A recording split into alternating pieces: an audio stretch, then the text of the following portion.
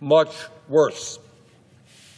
Today, at a time when we have more income and wealth inequality than we have ever had in the history of this country, 60% of our people are living paycheck to paycheck. And what that means, Mr. President, I grew up in a family living paycheck to paycheck. It means that people are worried about how they're going to afford housing. What happens if their landlord raises the rent? People go to the grocery store and they see the high price of food and wonder how they're going to feed their kids. People are looking at the outrageous cost of childcare, but you need childcare if you're going to go to work. How can you afford childcare? Our health care system is dysfunctional. People worry about how they can afford health care if they are lucky enough to be able to find a doctor. That is the reality of what's going on in our country today. Rich are getting richer, working people are struggling, and 800,000 Americans are sleeping out in the streets. So given that reality, what does this bill do? The bill written by the right-wing extremists in the House of Representatives without any bipartisan discussion at all. What does this bill do? Well, let me count the ways that it makes the financial struggles of working people even more difficult than they are today. And it does all of that, Mr. President, to lay the groundwork for massive tax breaks for Elon Musk and the billionaire class.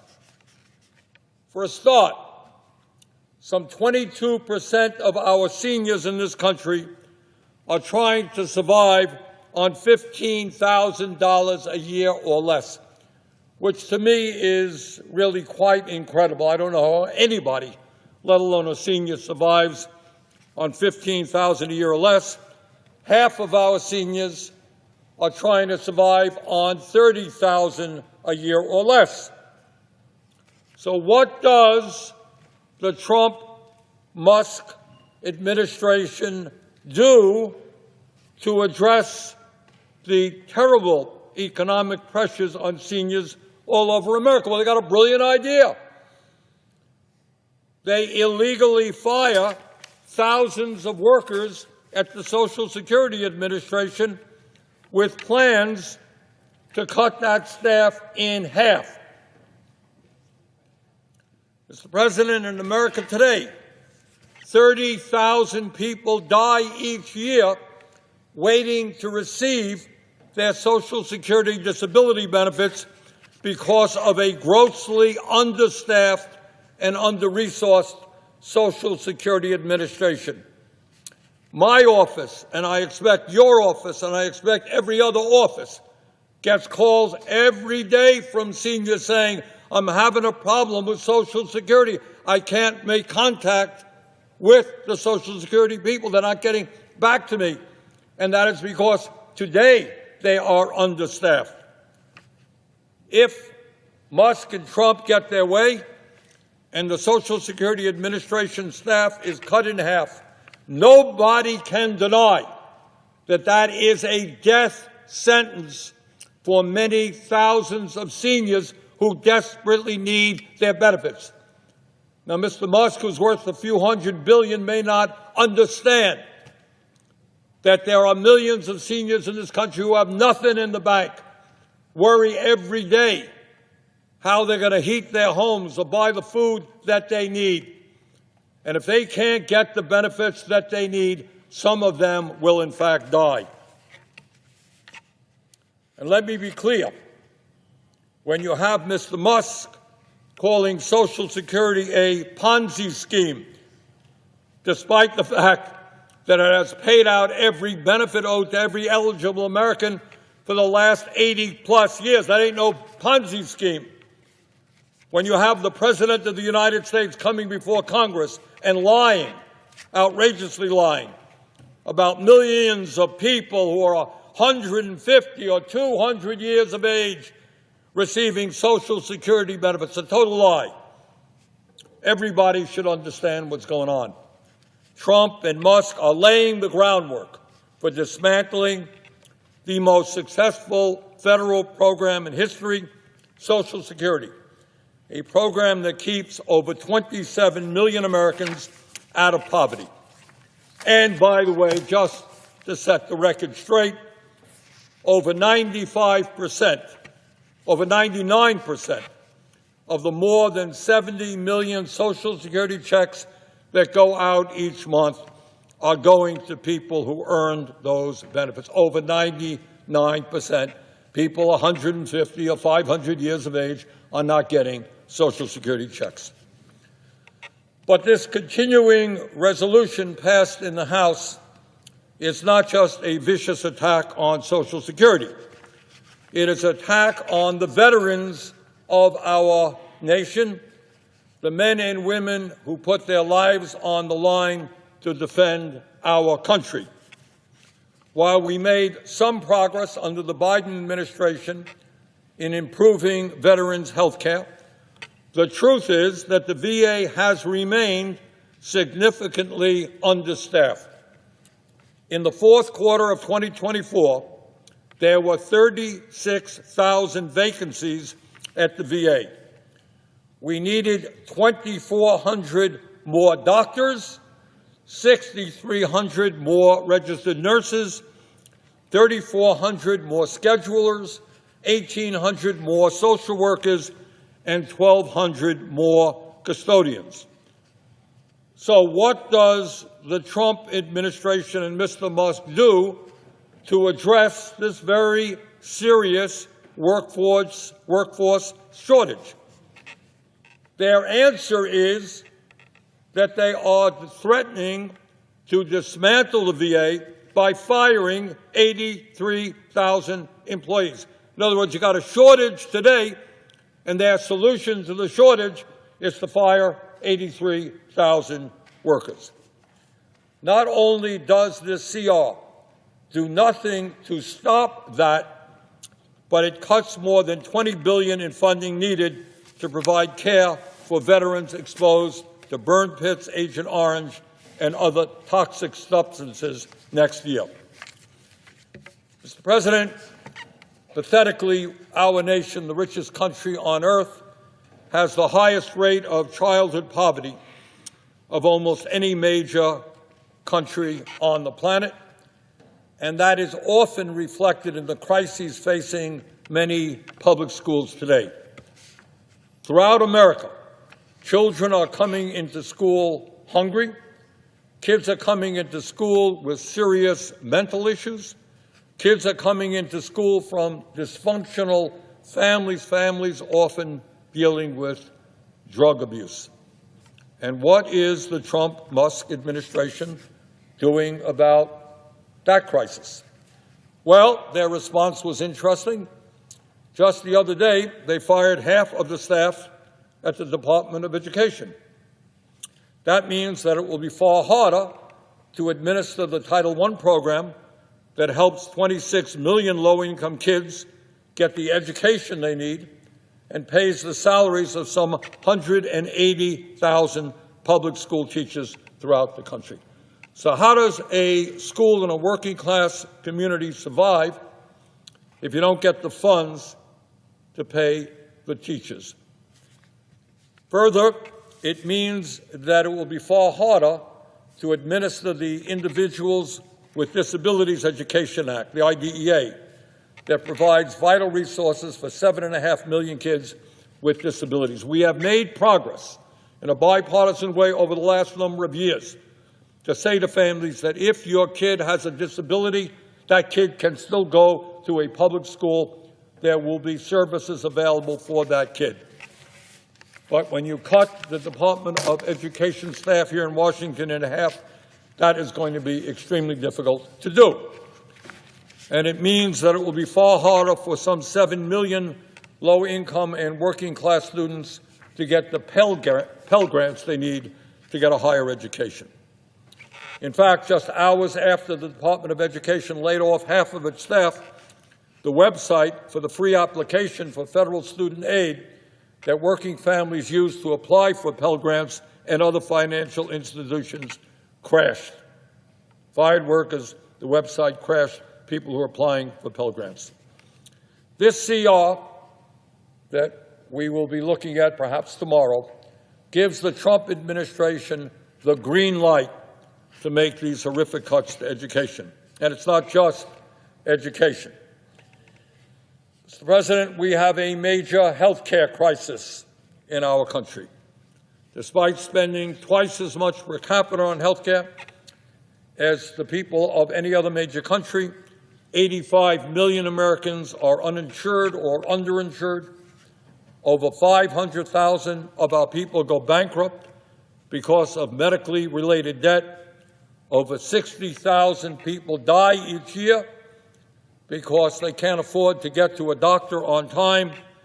And our life expectancy is not only lower than almost any other major country, it is a system in which working class and low-income Americans die 7 years younger than wealthier Americans. So you got a crisis. People can't find a doctor. People are going bankrupt because of health care bills. And what does this CR do?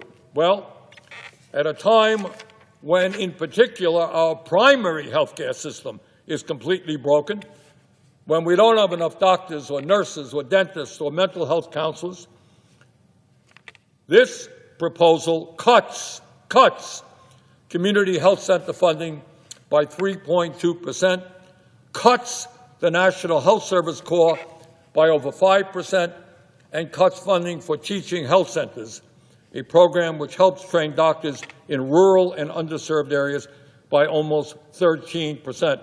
So in the midst of a horrific primary health care crisis in Vermont and all over rural America, this proposal will make it that much harder for people to get the health care that they desperately need. But it's not just health care. Everybody in this country, from Vermont to Los Angeles, understands we have a major housing crisis. And it's not just all of the homelessness we are seeing. Over 20 million of our people, incredibly, spend more than 50% of their limited income on housing. How in God's name do you pay for anything else? How do you buy food? How do you take care of health care if you're spending 50% or more for your housing? So, how does this CR address the housing crisis? Well, it does it by cutting rental assistance for low-income families in America by $700 million, which could lead to more than 32,000 families in our country being evicted from their homes. Well, that is a heck of a solution to the housing crisis. You make it much worse. But it's not just housing. I know that the president might disagree. He thinks that climate change is a hoax. The whole scientific community understands that it is an existential threat.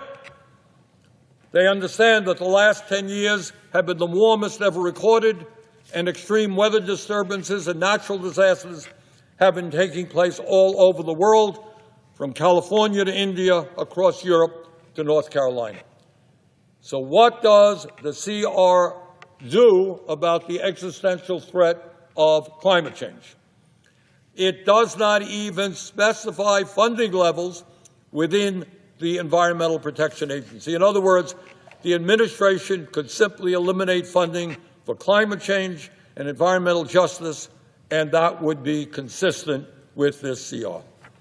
And on top of all of this, the administration is already indicating that they will simply ignore the provisions of the spending bill they don't like. This week, it was reported that Vice President J.D. Vance said to the Senate Republican caucus, quote, "I want everyone to vote yes. The President under Section 2 will ensure allocations from Congress are not spent on things that harm the taxpayer."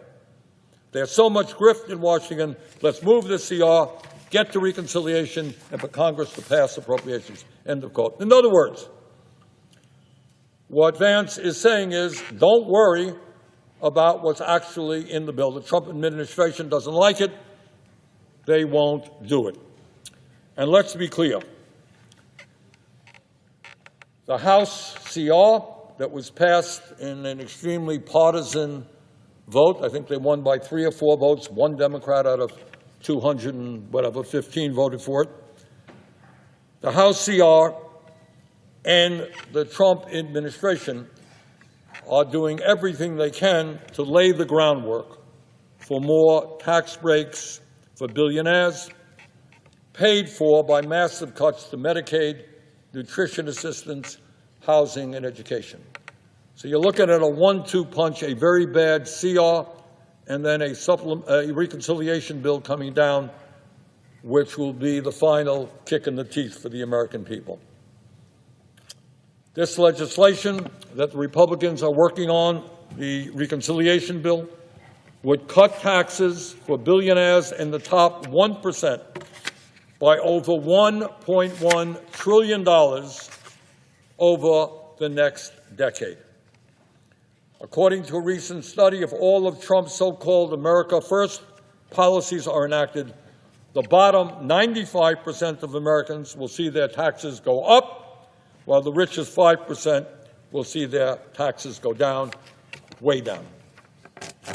I should also mention that that reconciliation bill, which Republicans are working on right now, would also cut Medicaid by $880 billion. Tax breaks for billionaires, throwing low-income kids off of health care, decimating nursing homes all over America because nursing homes receive 2/3 of their funding from Medicaid, making it harder for community health centers to survive, who provide health care to 32 million Americans, because 43% of their revenue comes from Medicaid. Cut Medicaid by $880 billion. You will significantly deteriorate the quality of health care all over America at a time when the system is already broken. Further, the reconciliation bill proposes to cut at least $230 billion from nutrition.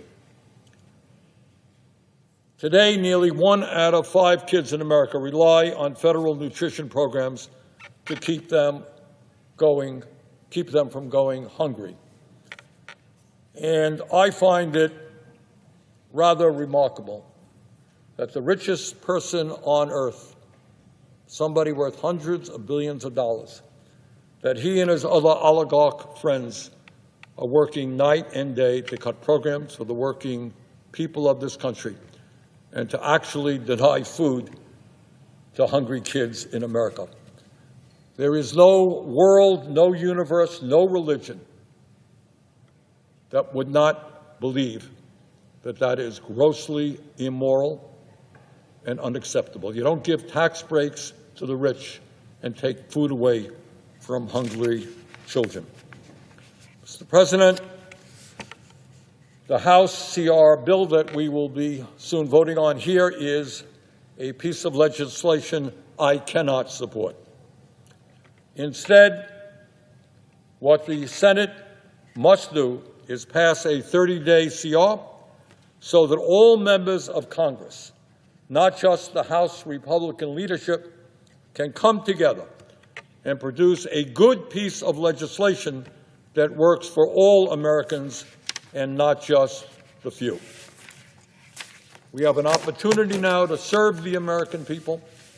We have an opportunity to write something that reflects what people in the Congress feel, what the people in America feel. Now, I go around the country, and just a couple of weeks ago, I held a telephone town hall in Vermont. We are a small state, Mr. President. We only have about 650,000 people. And yet on that telephone town hall, there was some 34,000 people listening in. It is a significant percentage of a small state. I have been in many parts of the country recently. I have been in Iowa. I have been in Wisconsin. I have been in Nebraska. I've been in Michigan. And what I can tell you with absolute certainty is whether people are conservative, whether they're Republican, whether they're progressive, whether they're moderate, independent, whatever they may be, there are very few people in this country who think we should give $1 trillion in tax breaks to the rich and cut back on Medicaid, education, and nutritional programs for hungry children.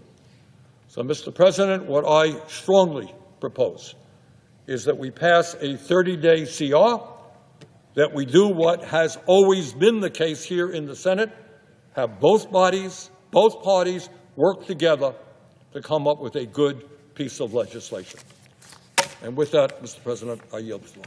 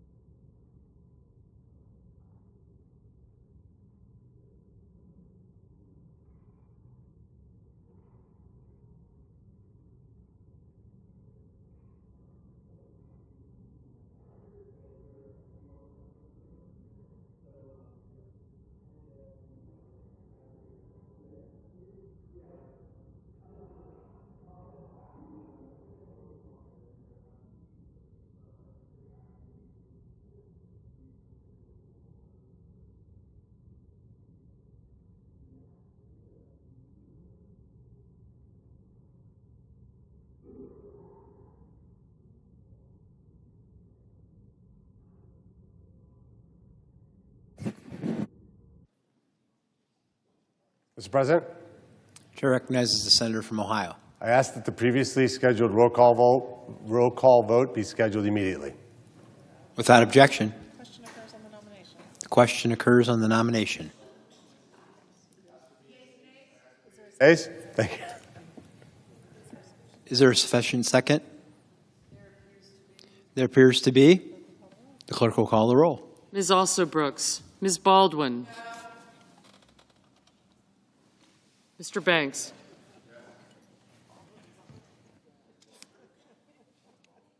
Mr. Barrasso, Mr. Bennett, Mrs. Blackburn, Mr. Blumenthal, Ms. Blunt Rochester, Mr. Booker,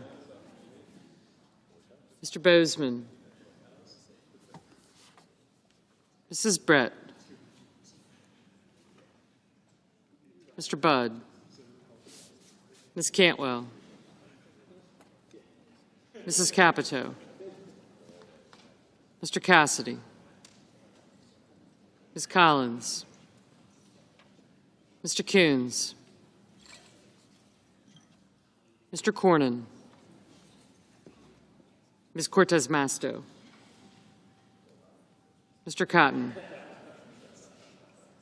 Mr. Kramer,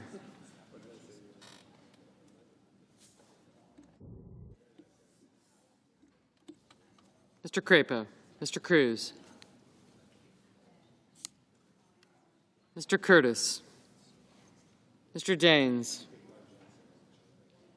Ms. Duckworth, Mr. Durbin, Ms. Ernst, Mr. Fetterman, Mrs. Fisher, Mr. Gallego,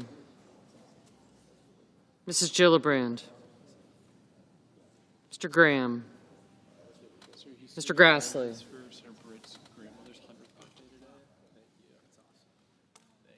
Mr. Haggerty, Ms. Hassan, Mr. Hawley, Mr. Heinrich, Mr. Hickenlooper, Ms. Herona, Mr. Hoven, Mr. Husted, Mrs. Hyde-Smith, Mr. Johnson, Mr. Justice, Mr. Kane, Mr. Kelly,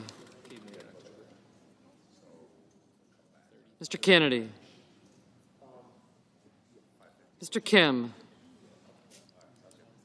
Mr. King, Ms. Klobuchar, Mr. Langford, Mr. Lee,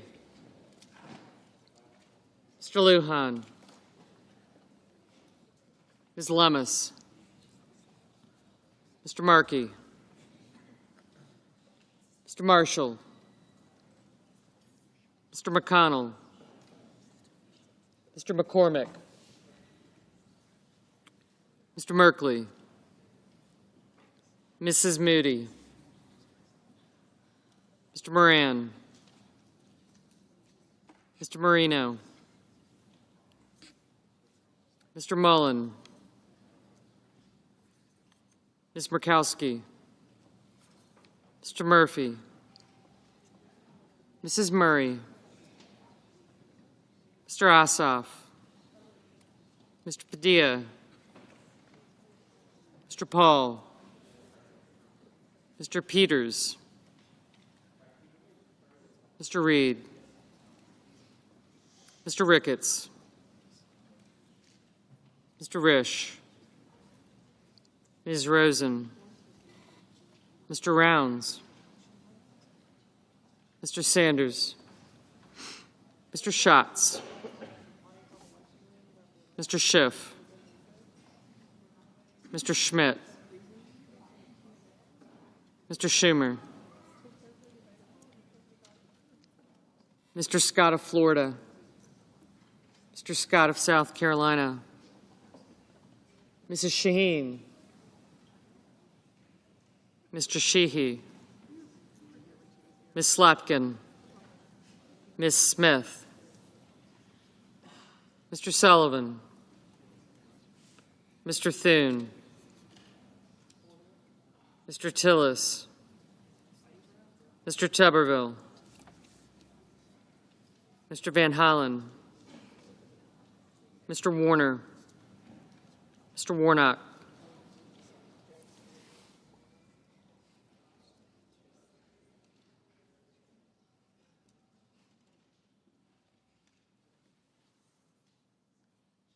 Ms. Warren.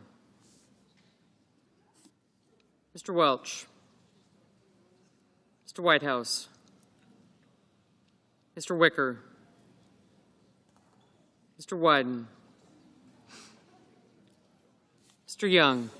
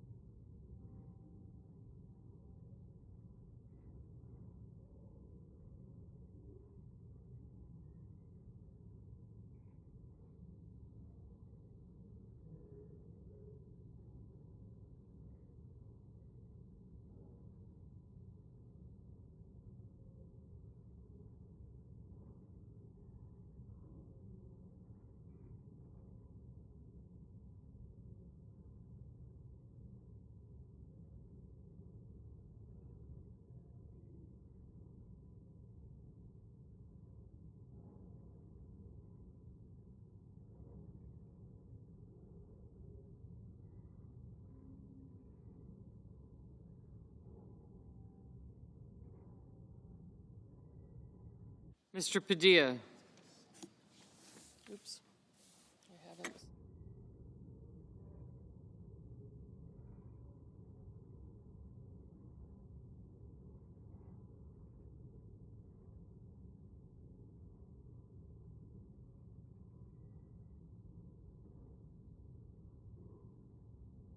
Senators voting in the affirmative: Britt, Budd, Husted, Marino, and Scott of Florida. Senators voting in the negative: Baldwin, Durbin, Padilla, Warren, and Whitehouse.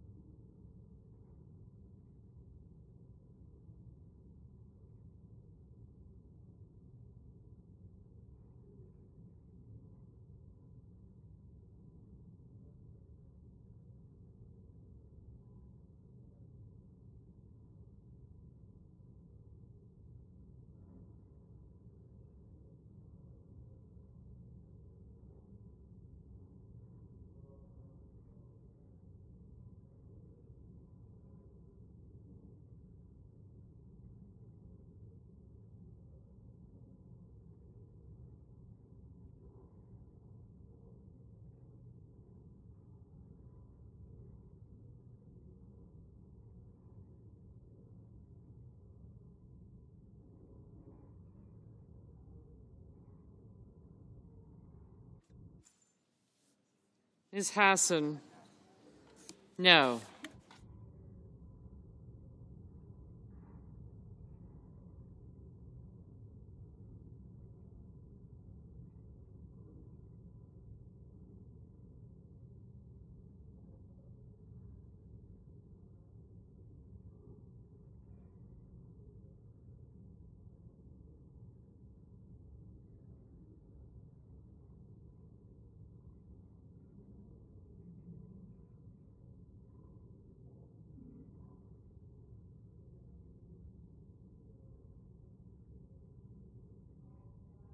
Mrs. Hyde-Smith, aye.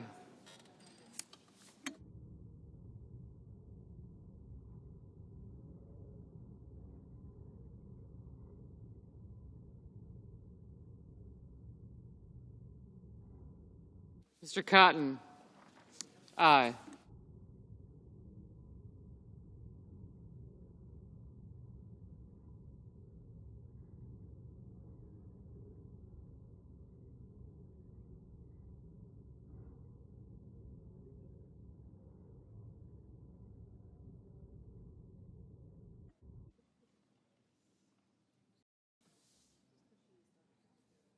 Mr. Van Hollen, no.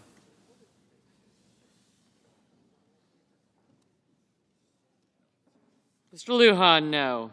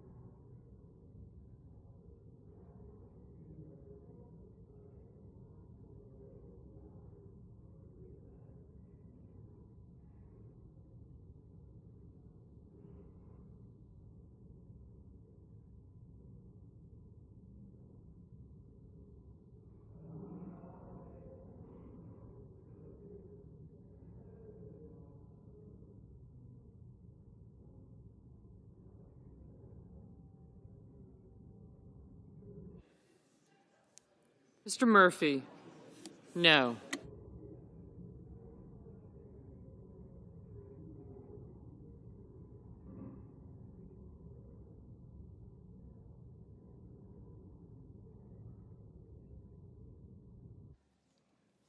Mrs. Capito, aye.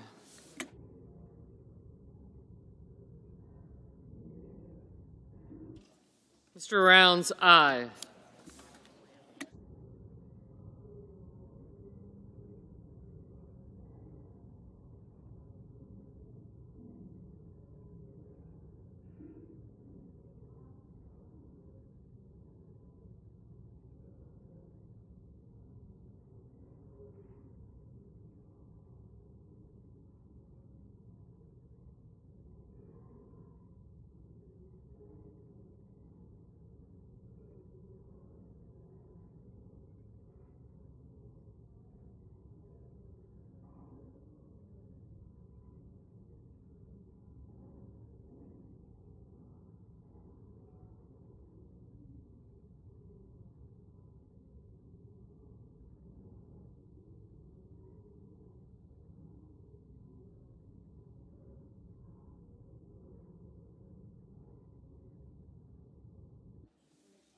Mr. Reed, no. Mr. Wyden, no.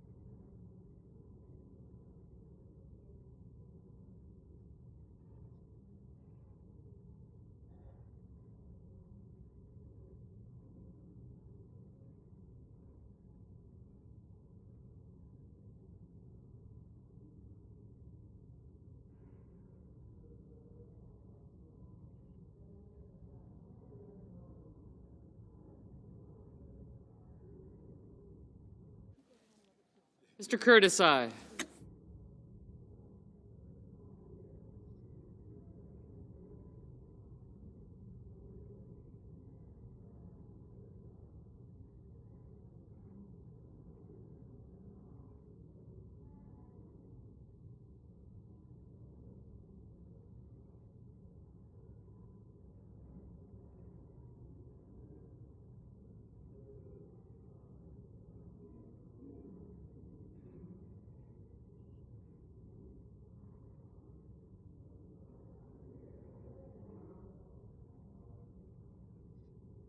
Mr. Kennedy, aye.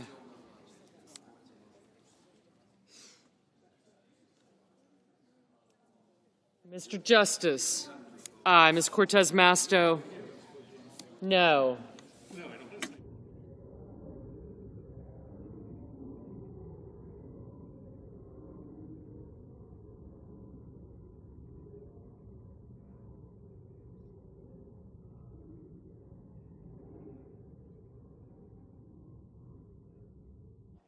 Mr. Schatz, no. You did.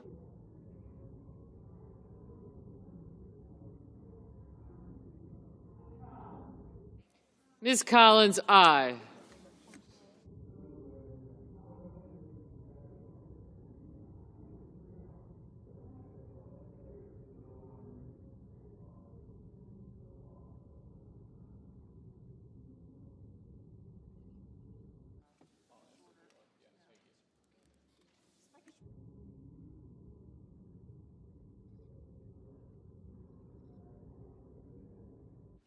Mr. Sullivan, aye.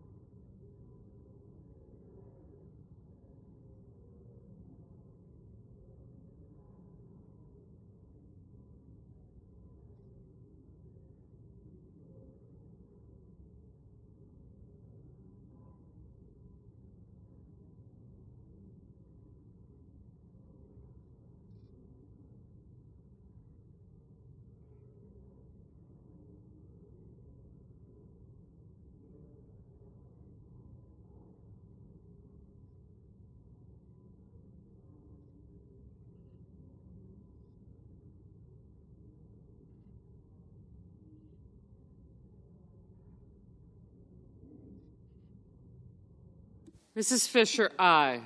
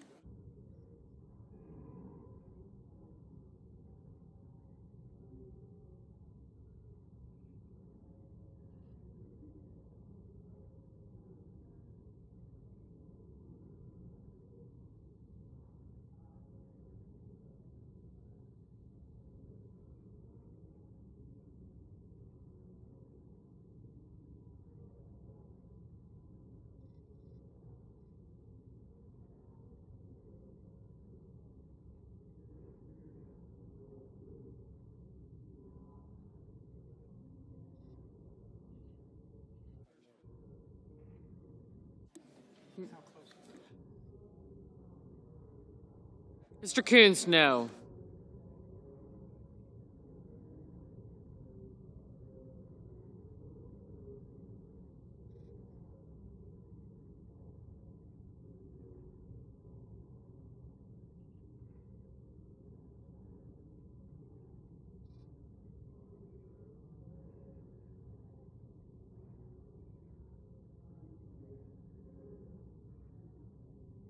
Mr. Warnock, no. Ms. Rosen, no.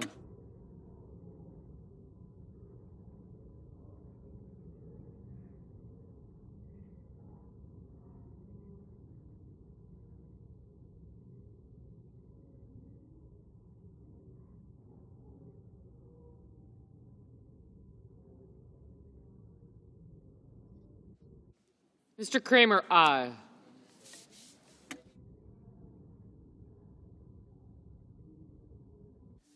Mr. Banks, aye.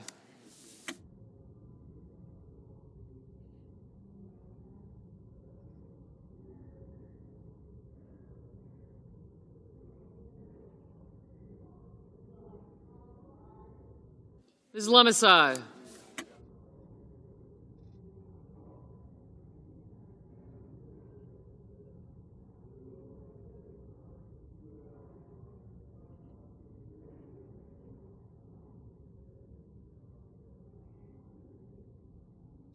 Mr. Mullen, aye.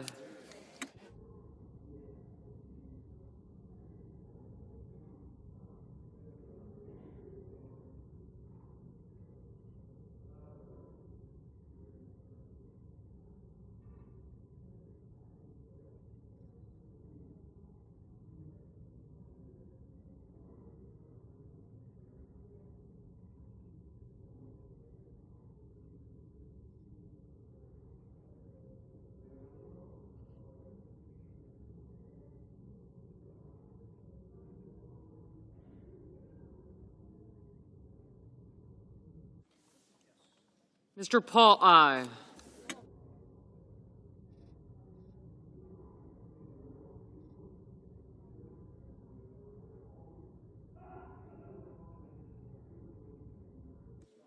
Ms. Cantwell, no.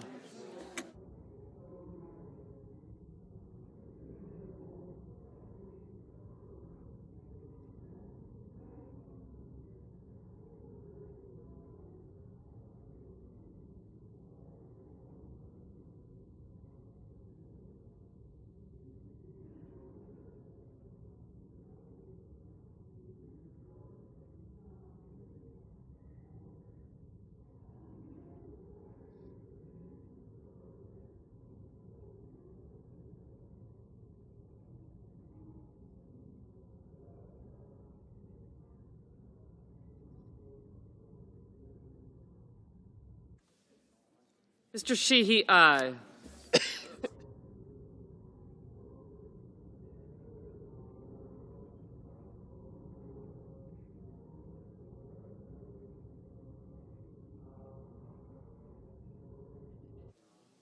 Mr. Merkley, no.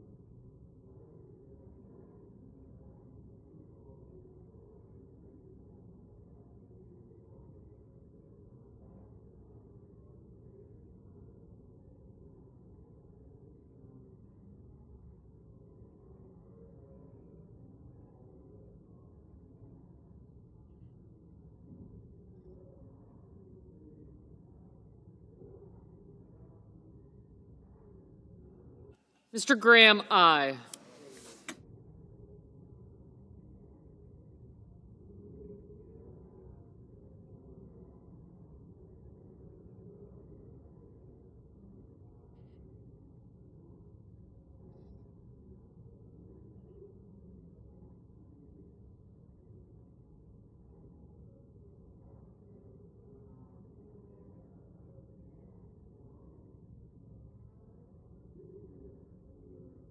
Mr. Risch, aye.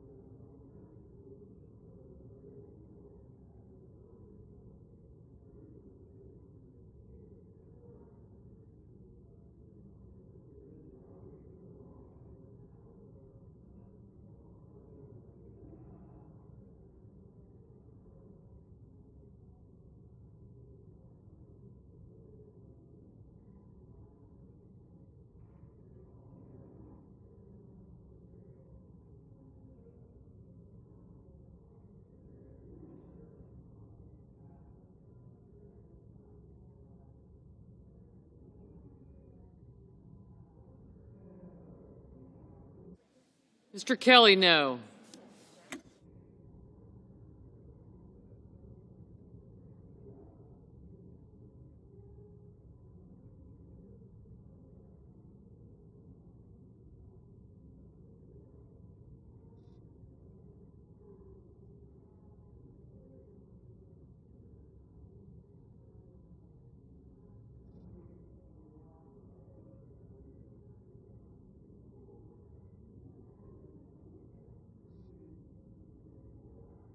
Mrs. Gillibrand, no.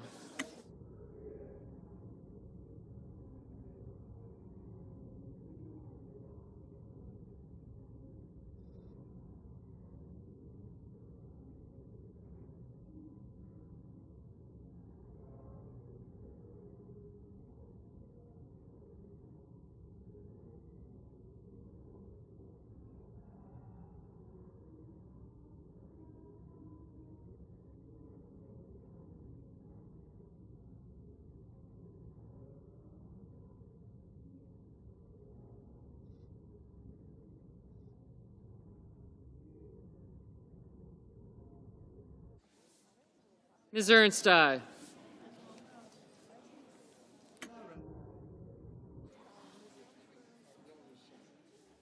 Mr. Ricketts, aye.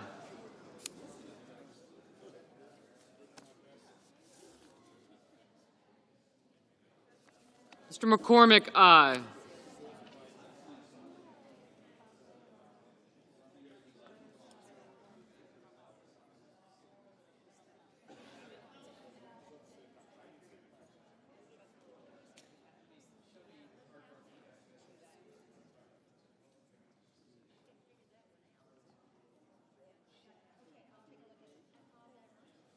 Mr. Schiff, no. Ms. Murkowski, aye. Mr. Markey, no.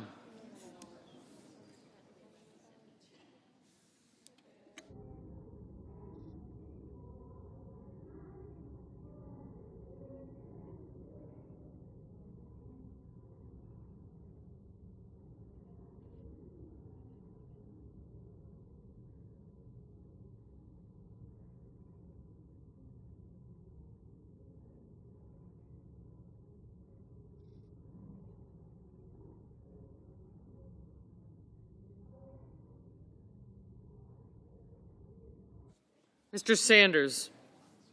No.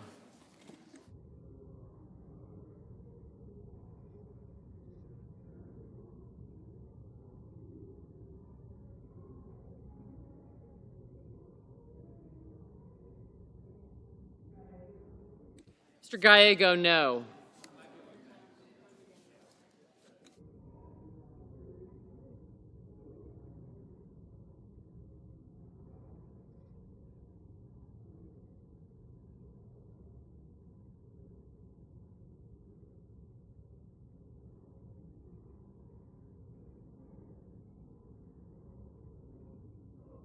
Mr. Kim, no.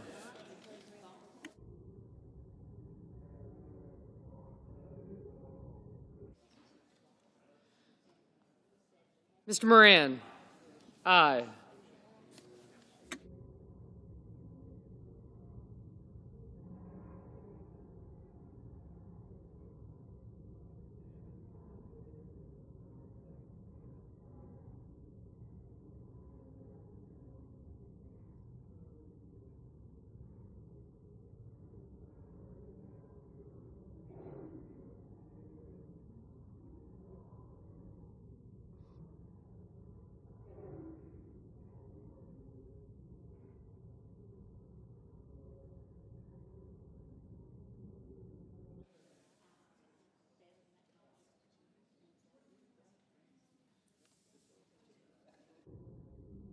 Mrs. Moody, aye.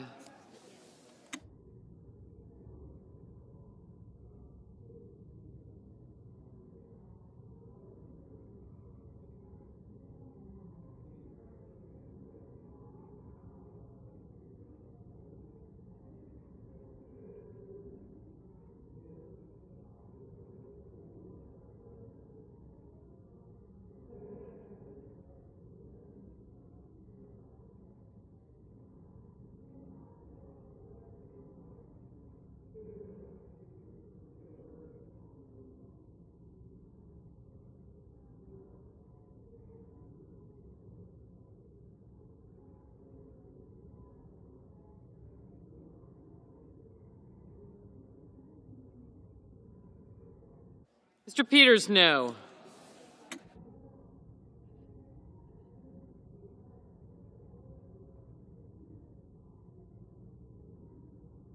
Mr. Tuberville, aye.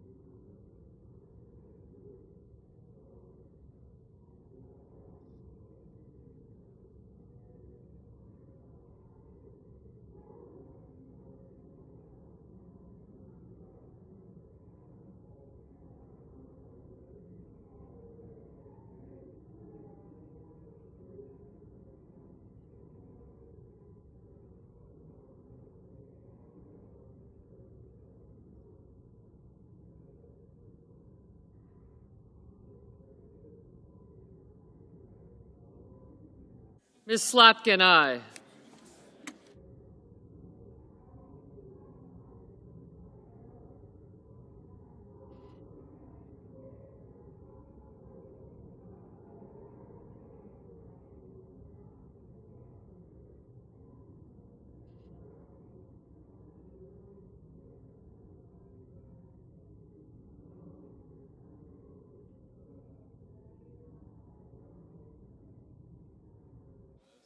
Mrs. Shaheen, no.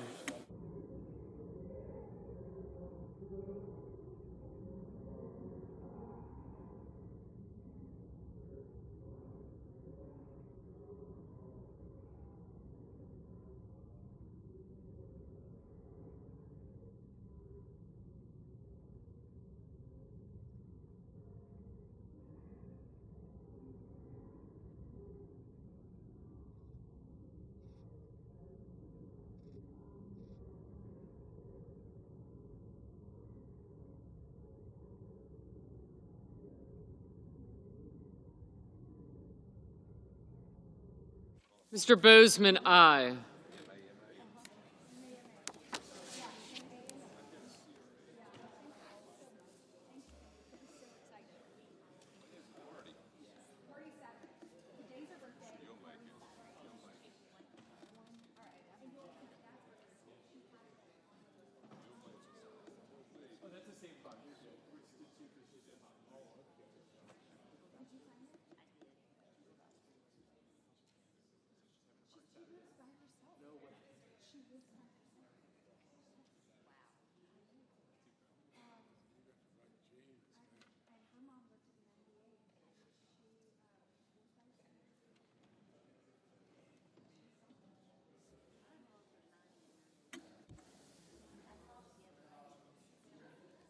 Mr. Lee, aye.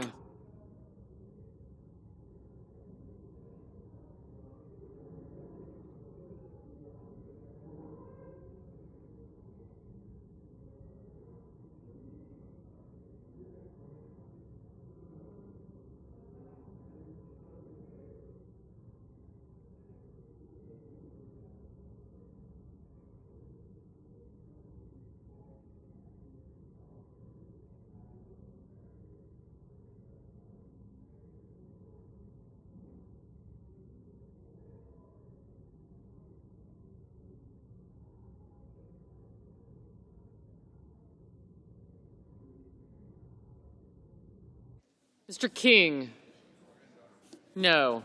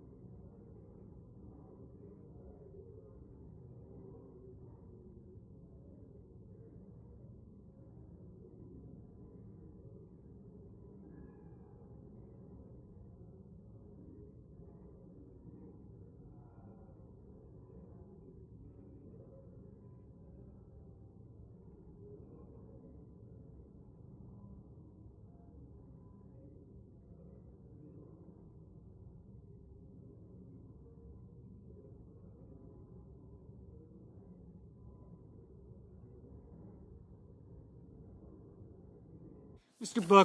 Booker, no.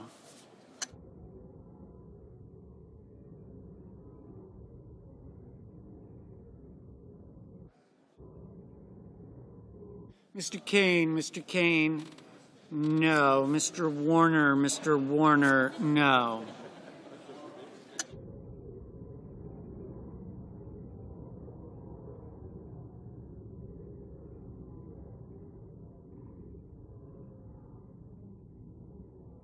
Mr. Hickenlooper, no. Mr. Heinrich, no.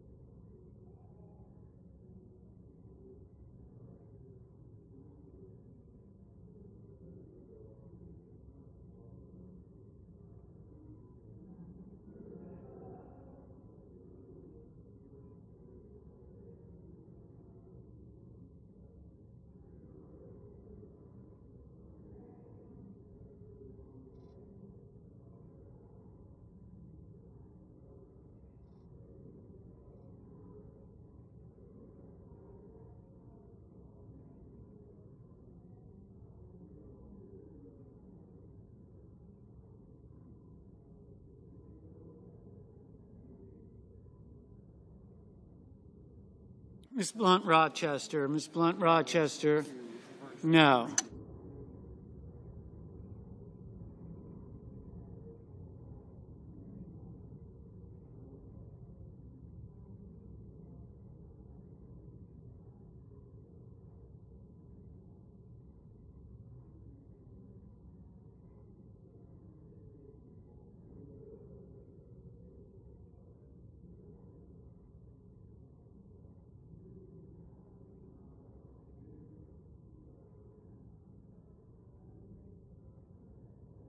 Mr. Hoven,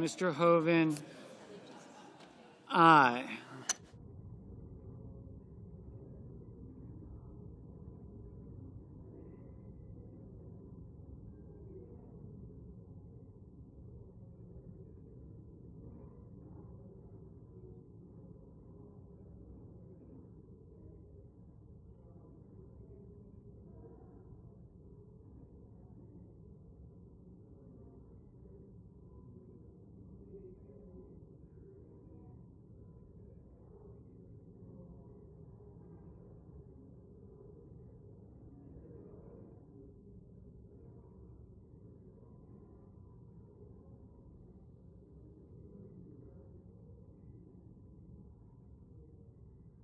Mr.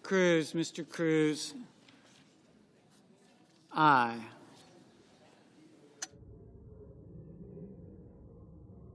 Mr. Welch, no.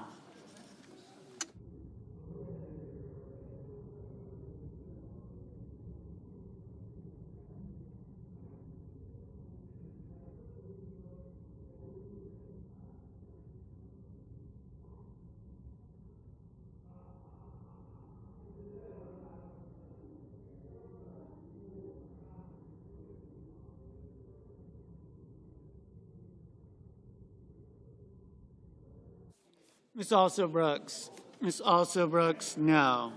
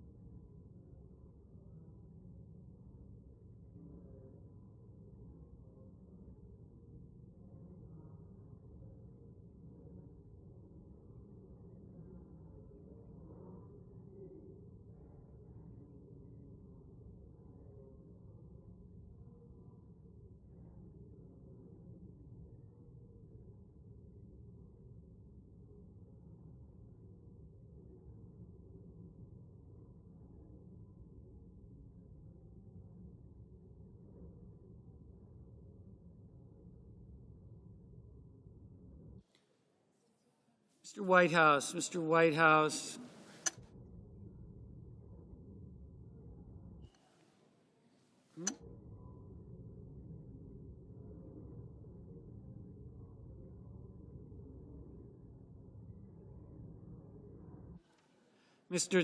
Mr. Thune, aye.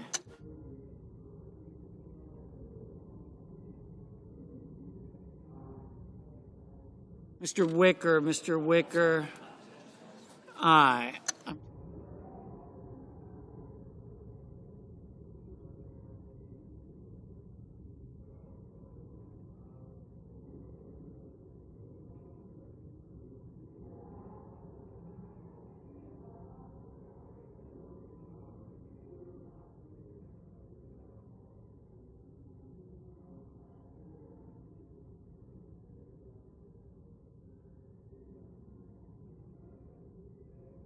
Mr. Blumenthal, Mr. Blumenthal, no.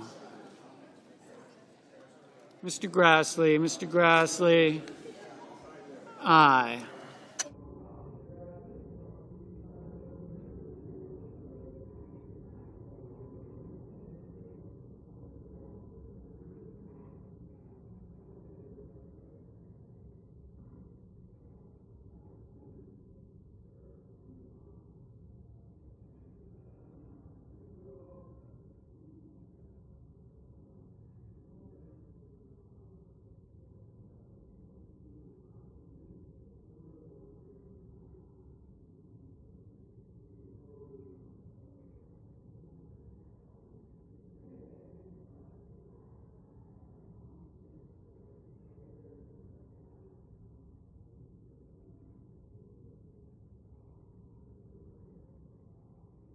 Mr. Barrasso, aye.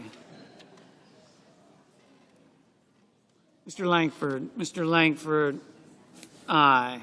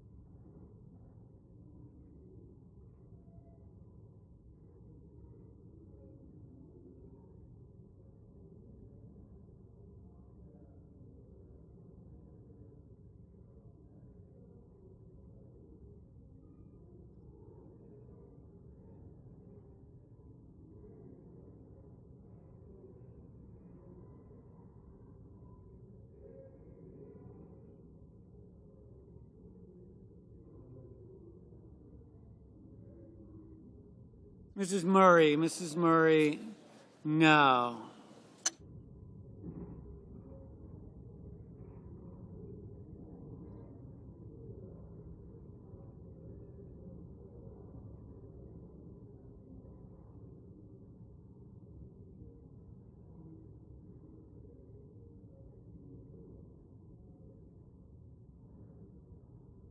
Ms. Hirono,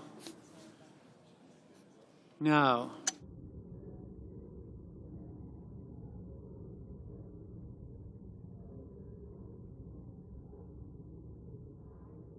Mrs. Blackburn, aye. Mr. Johnson, aye.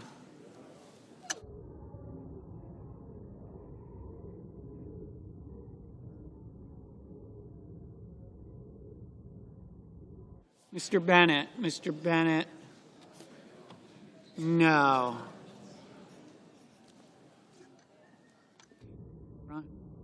Mr. Crapo, aye. Mr. Tillis, aye. Mr. Cornyn, aye. Mr. Scott of South Carolina, aye. Mr. Fetterman, no.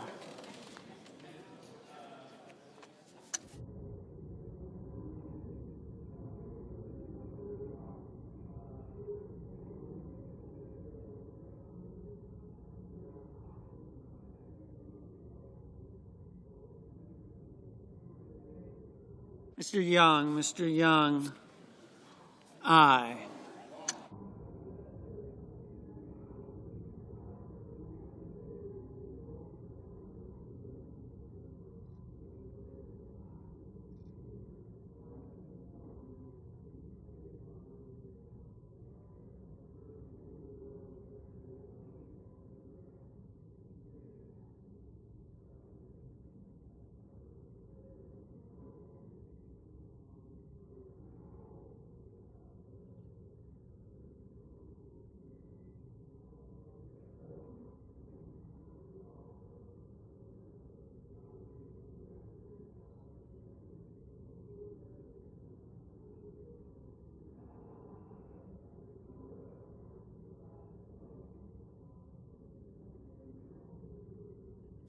Mr.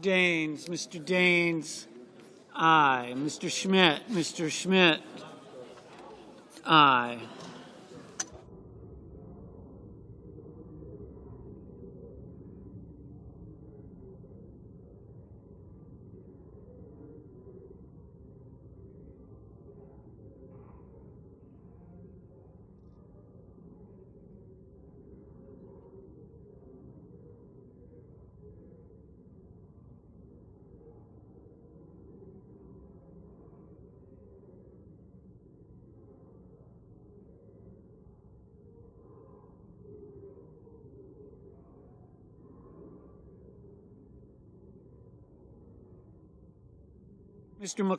Mr. McConnell, aye.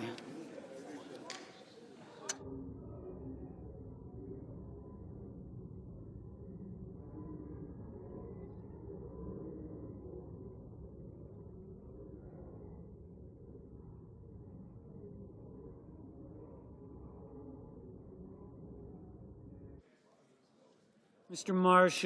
Marshall, aye.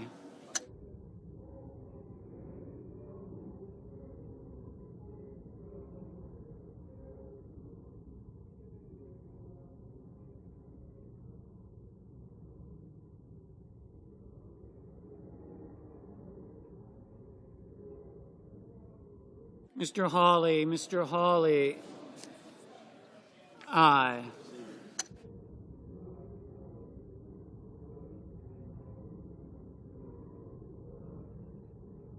Ms. Klobuchar, no.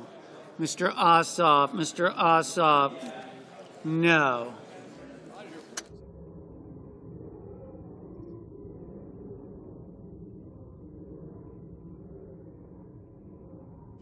Mr. Cassidy, aye.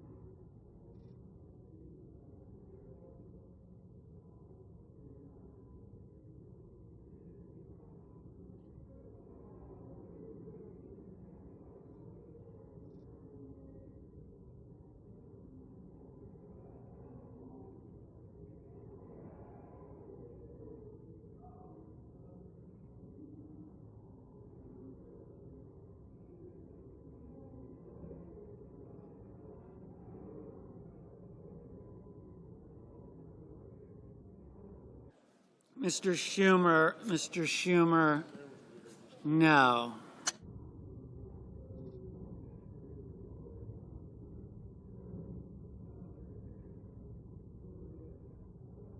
Ms. Smith, no.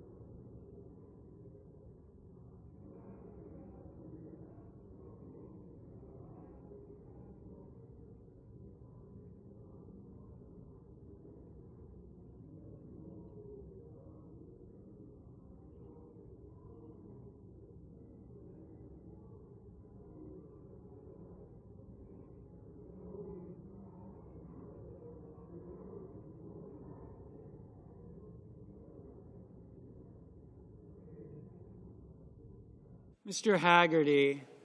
Mr. Haggerty, aye.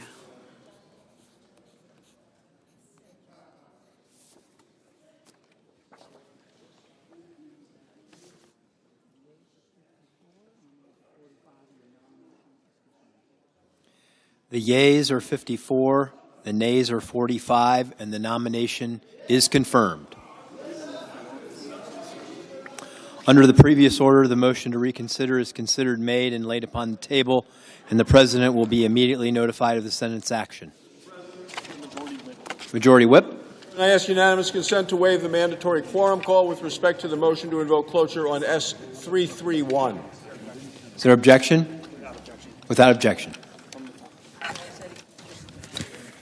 The clerk will report the motion to invoke cloture. Cloture motion. We, the undersigned senators, in accordance with the provisions of Rule 22 of the Standing Rules of the Senate, do hereby move to bring to a close debate on calendar number 18, S331, a bill to amend the Controlled Substances Act and so forth, and for other purposes, signed by 17 senators. By unanimous consent, the mandatory quorum call has been waived. The question is the sense of the Senate that the debate on S331, a bill to amend the Controlled Substances Act with respect to the scheduling of fentanyl-related substances and for other purposes, shall be brought to a close.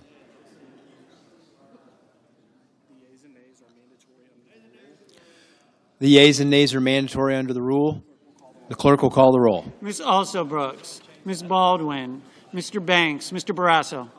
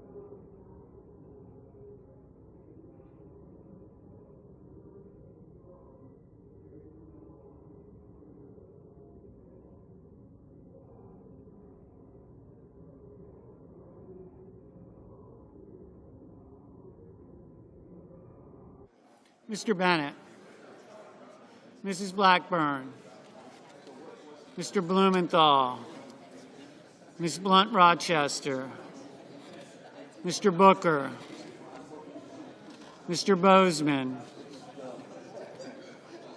Mrs. Britt, Mr. Budd, Ms. Cantwell,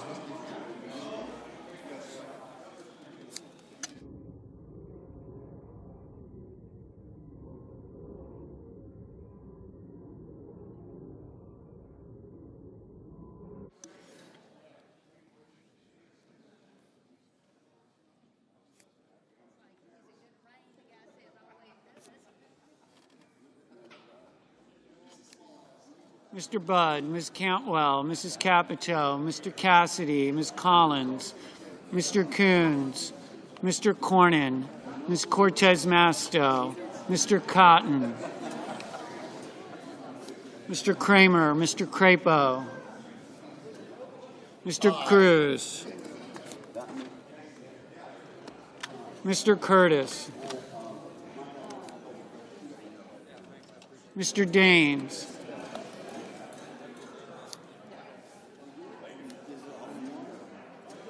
Ms. Duckworth, Mr. Durbin, Ms. Ernst, Mr. Fetterman, Mrs. Fisher, Mr. Gallego, Mrs. Gillibrand, Mr. Graham, Mr. Grassley, Mr. Haggerty, Ms. Hassan, Mr. Hawley, Mr. Heinrich, Mr. Hickenlooper, Ms. Hirono, Mr. Hoven, Mr. Husted, Mrs. Hyde-Smith,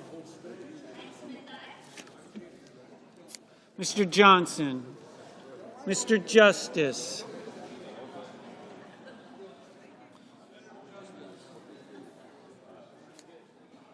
Mr. Kane, Mr. Kelly, Mr. Kennedy, Mr. Kim, Mr. King, Ms. Klobuchar, Mr. Lankford,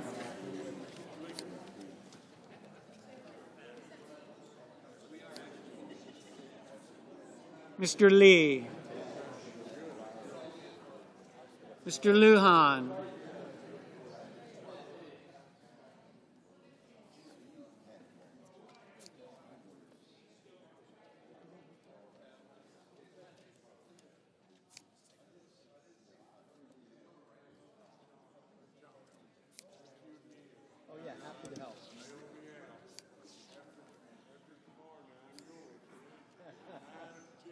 Ms. Lummis,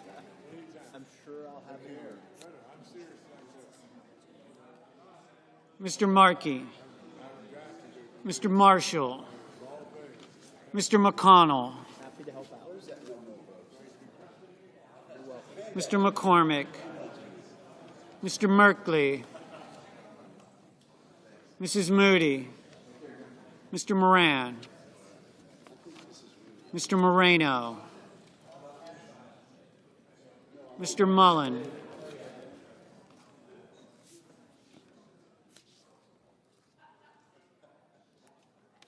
Ms. Murkowski, Mr. Murphy,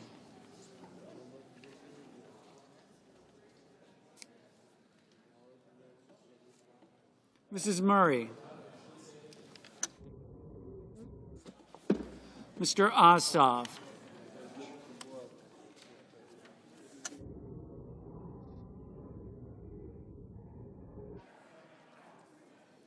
Mr. Padilla, Mr. Paul, Mr. Peters, Mr. Reed, Mr. Ricketts, Mr. Risch, Ms. Rosen, Mr. Rounds, Mr. Sanders, Mr. Schatz, Mr. Schiff, Mr. Schmidt, Mr. Schumer, Mr. Scott of Florida,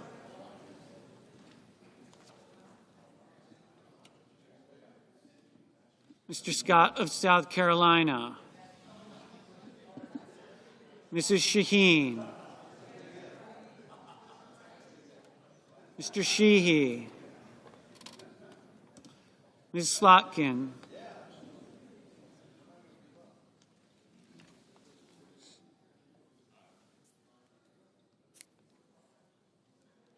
Ms. Smith,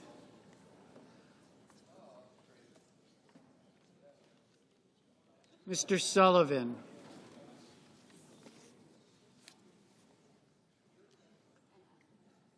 Mr. Thune,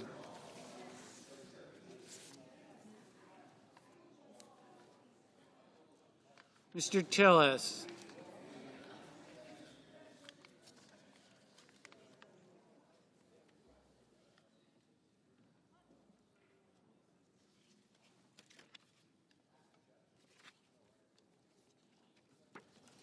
Mr. Tuberville, Mr. Van Hollen, Mr. Warner, Mr. Warnock, Ms. Warren, Mr. Welch, Mr. Whitehouse, Mr. Wicker, Mr. Wyden, Mr. Young.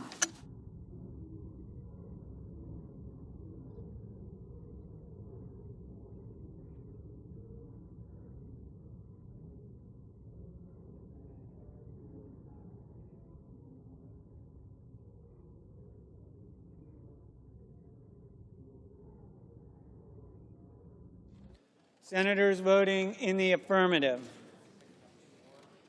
Banks, Barrasso, Bennett, Blackburn, Blumenthal, Britt, Budd, Capito, Cassidy, Collins, Cornyn, Cortez Masto, Cotton, Kramer, Crapo, Daines, Ernst, Betterman, Fisher, Gallego, Graham, Grassley, Haggerty, Hassan, Hawley, Heinrich, Hickenlooper, Hoven, Husted, Hyde-Smith, Johnson, Justice, Kennedy, Kim, King, Langford, McConnell, McCormick, Murray, Ricketts, Schmidt, Scott of South Carolina, Sheehy, Smith, Tillis, Wicker, Young. Senators voting in the negative: also Brooks, Hirono, Markey, Sanders, Schiff.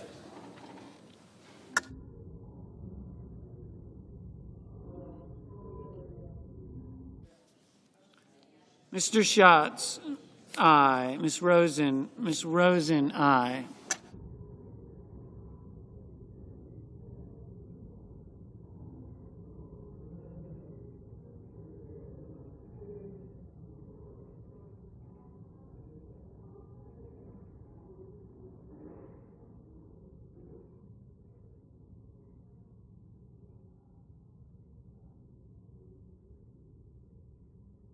Mr. Marshall, aye.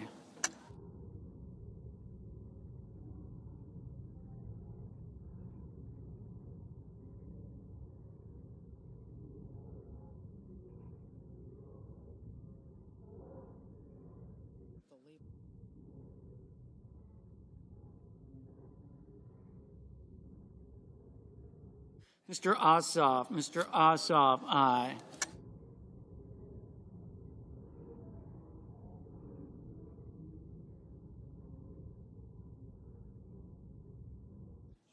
Mr. Kelly, aye. Mr. Welch, no.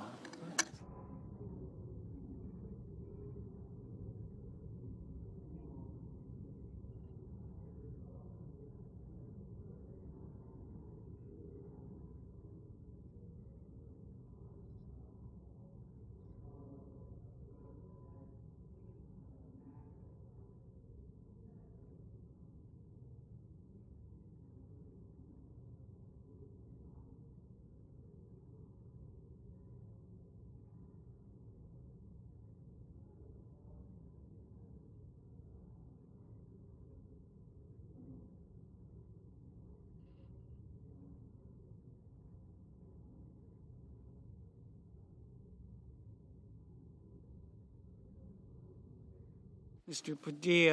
Padilla, no.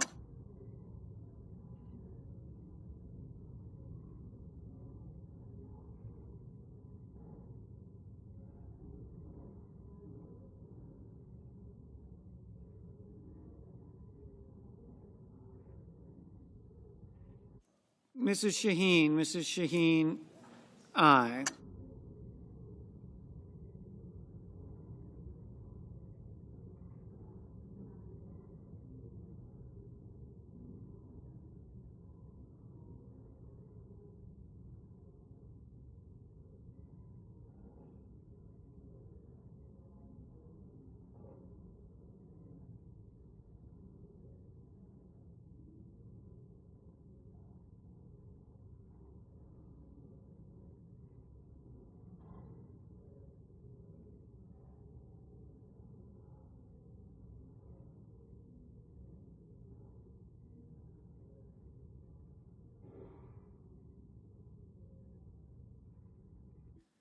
Mr. Scott of Florida, aye.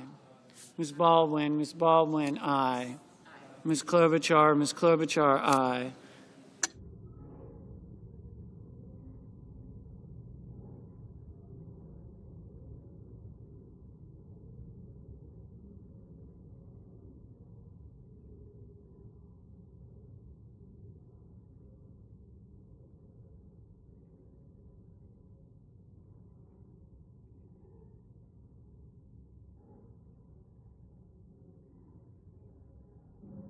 Mr.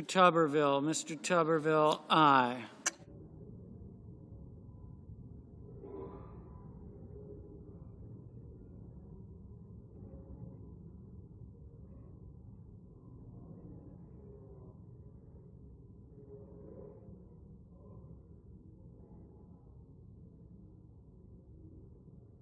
Mr. Murphy, no.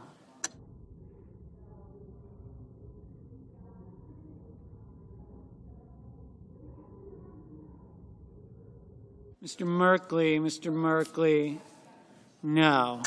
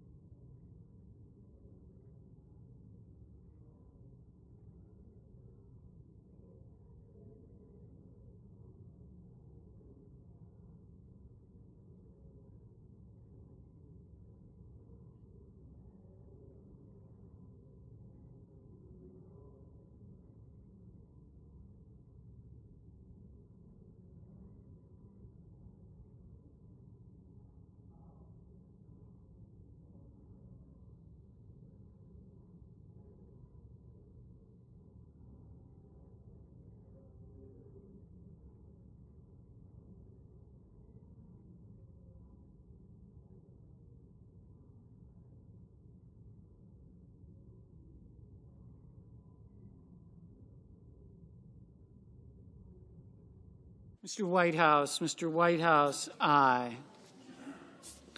Ms. Blunt Rochester, no. Mr. Moreno, aye.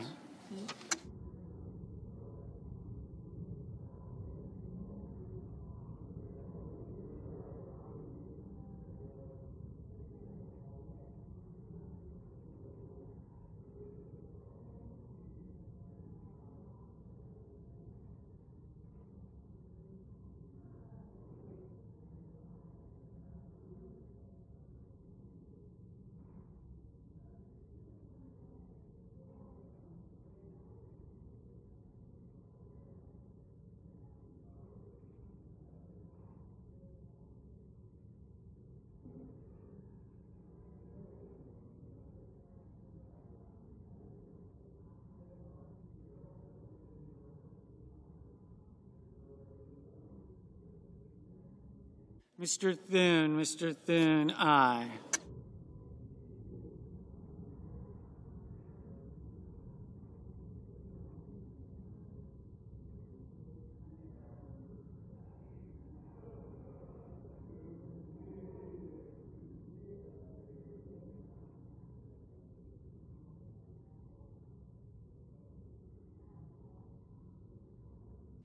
Ms. Slotkin, aye.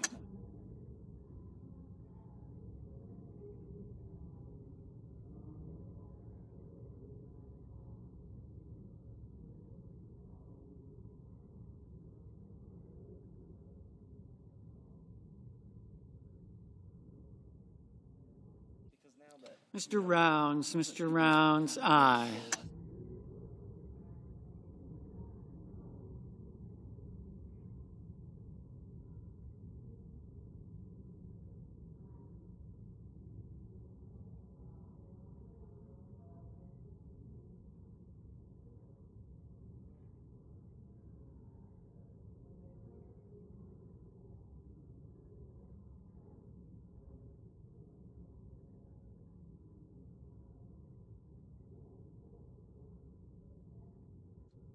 Mr. Paul, aye. Mr. Kane, aye. Mr. Warner, aye.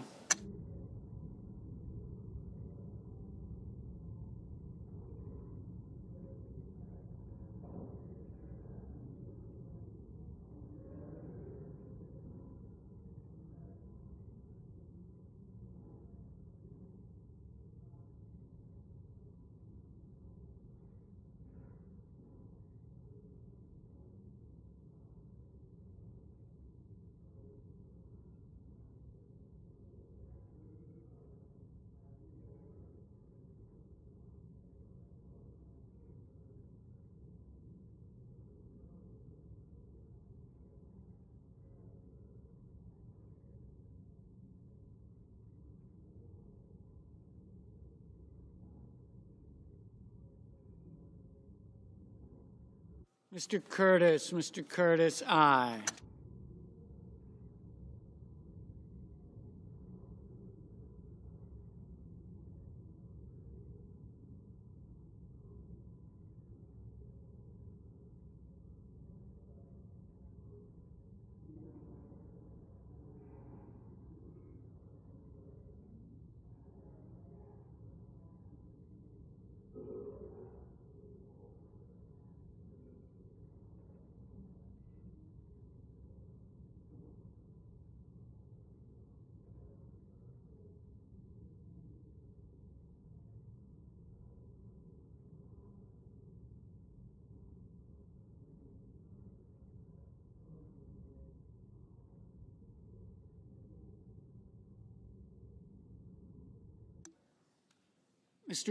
Mr. Wyden, aye.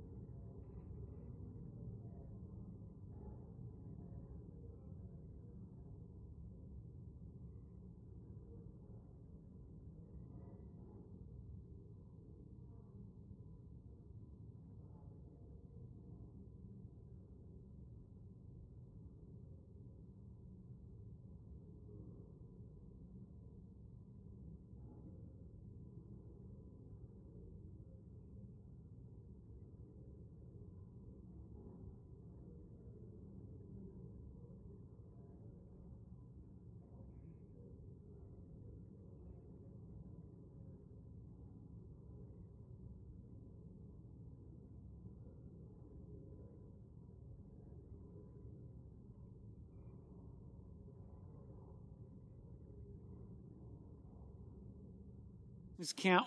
Cantwell, aye.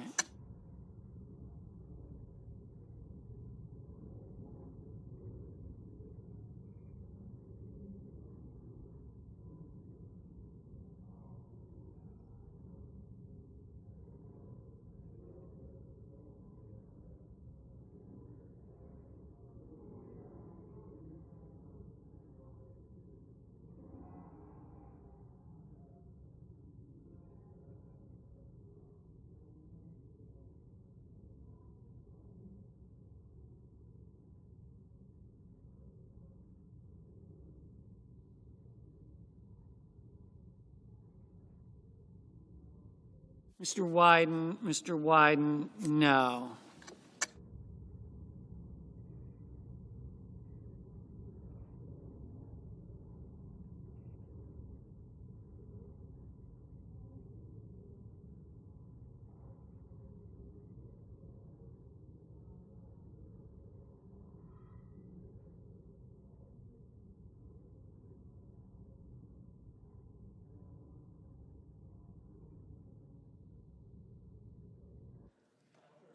Mrs. Moody, aye. What-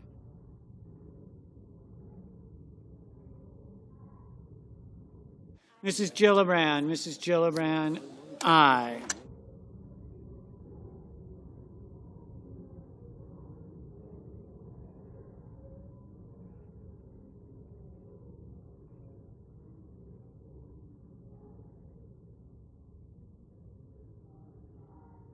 Ms. Lummis, aye.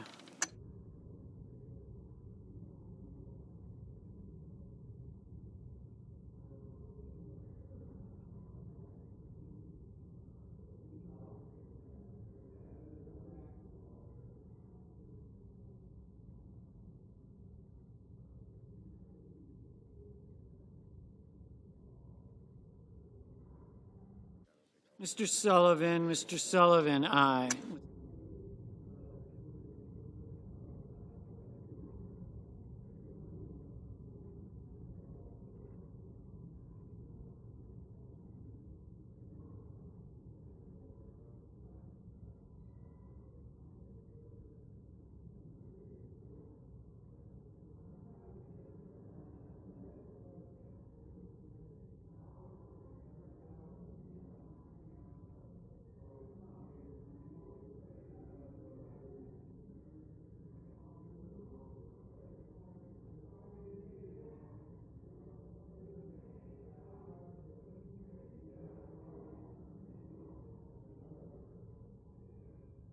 Mr.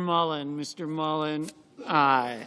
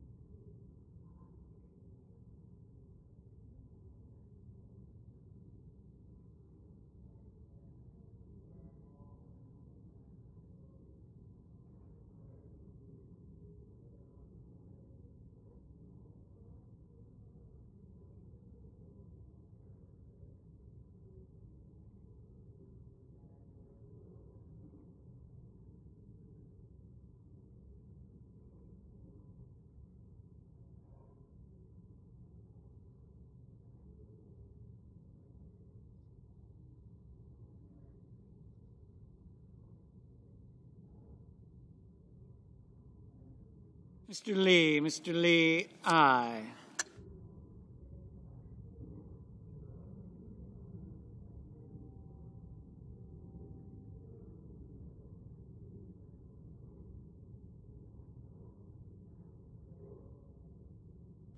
Mr. Warnock, no.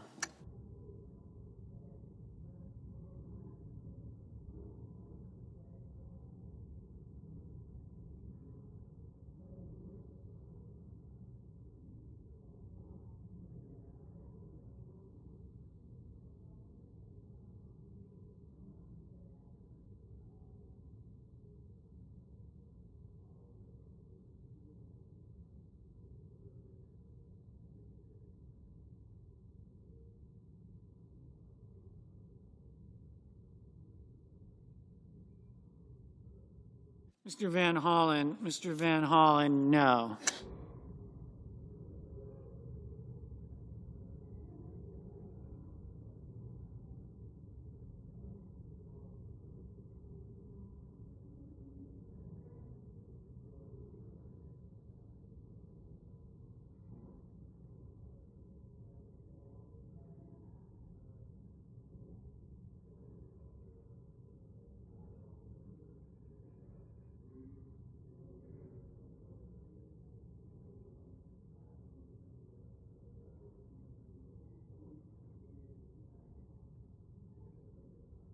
Mr. Booker, no.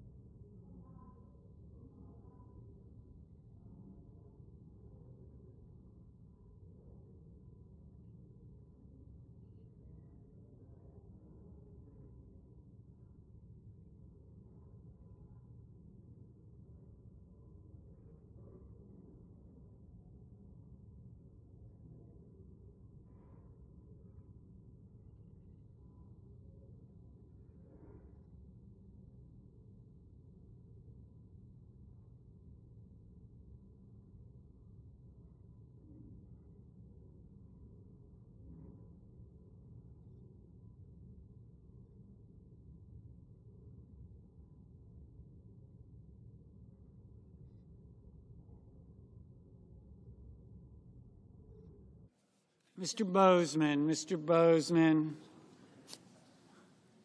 Aye. Mr. Lujan. Mr. Lujan. Aye. Mr. Risch. Mr. Risch. Aye. Mr. Reed. Mr. Reed. Aye. Ms. Warren. Ms. Warren, no.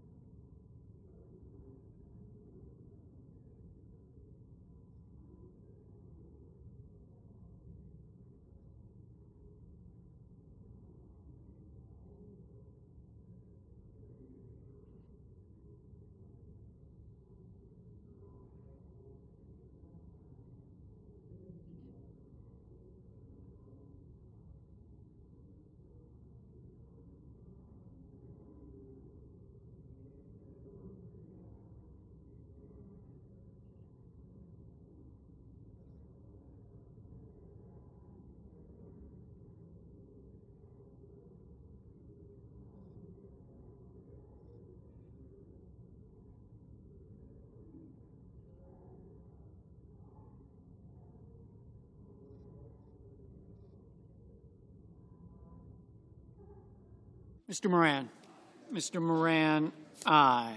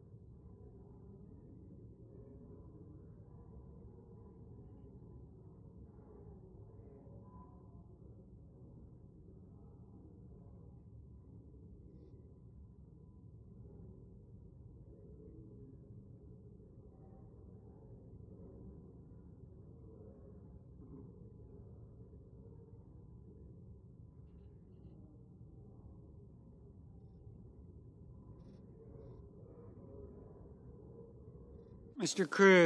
Cruz, aye.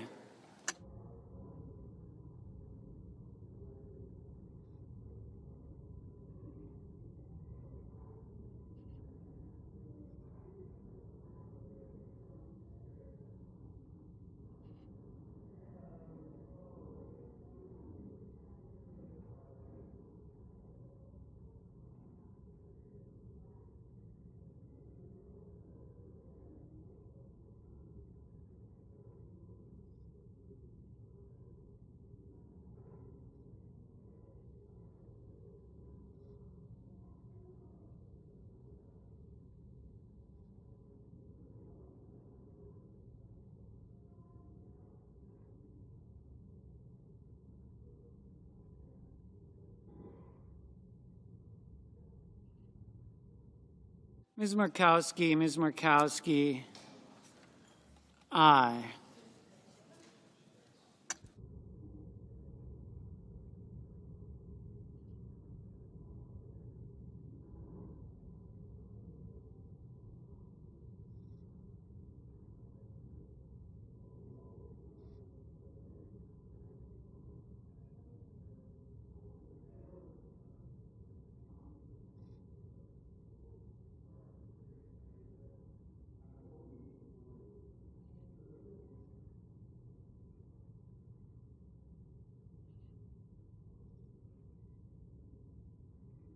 Mr. Durbin, aye.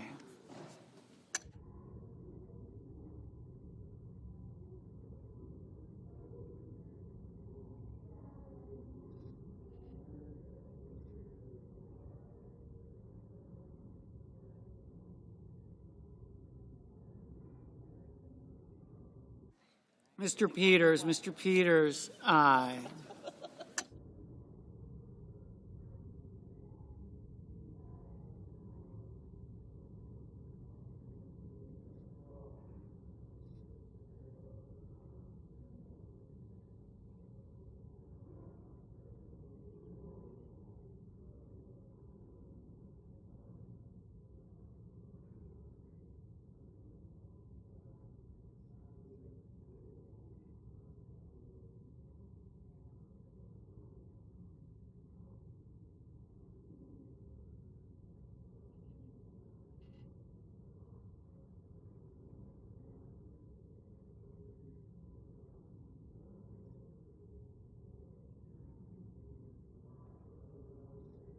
Mr. Coons,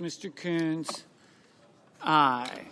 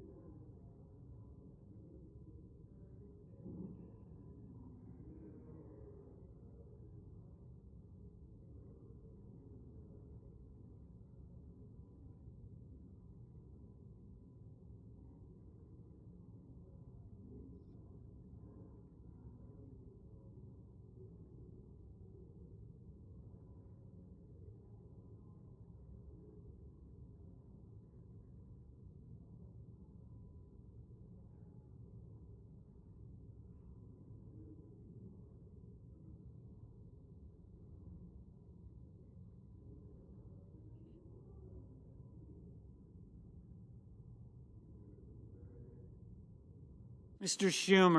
Schumer, aye.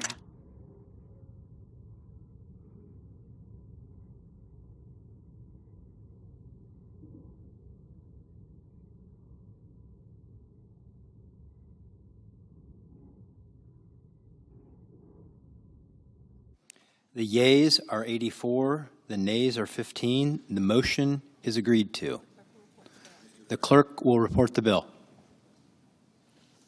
Counter number 18, S331, a bill to amend the Controlled Substances Act with respect to the scheduling of fentanyl-related substances and for other purposes.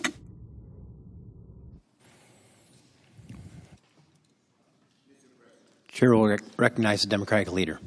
Thank you, Mr. President. Now, over the last 2 months, the United States has confronted a very bitter truth. The federal government has been taken over by a nihilist. Donald Trump, in 2 months, has taken a blowtorch to our country and wielded chaos like a weapon. Republicans in Congress, meanwhile, have caved to his every whim. The grand old party has devolved into a crowd of Trump sycophants and MAGA radicals who want to burn everything to the ground. Look no further than what DOJ is doing. Now Republicans' nihilism has brought us to the brink of disaster. Unless Congress acts, the federal government will shut down tomorrow at midnight. I have said many times there are no winners in a government shutdown. But there are certainly victims, the most vulnerable Americans, who rely on federal programs to feed their families, to access medical care, and to stay financially afloat. Communities that depend on government services to function will suffer, and suffer greatly. This week, Democrats offered a sensible way out. Fund the government for another month to give appropriators more time to do their jobs. Republicans rejected this proposal outright. Why did they reject it?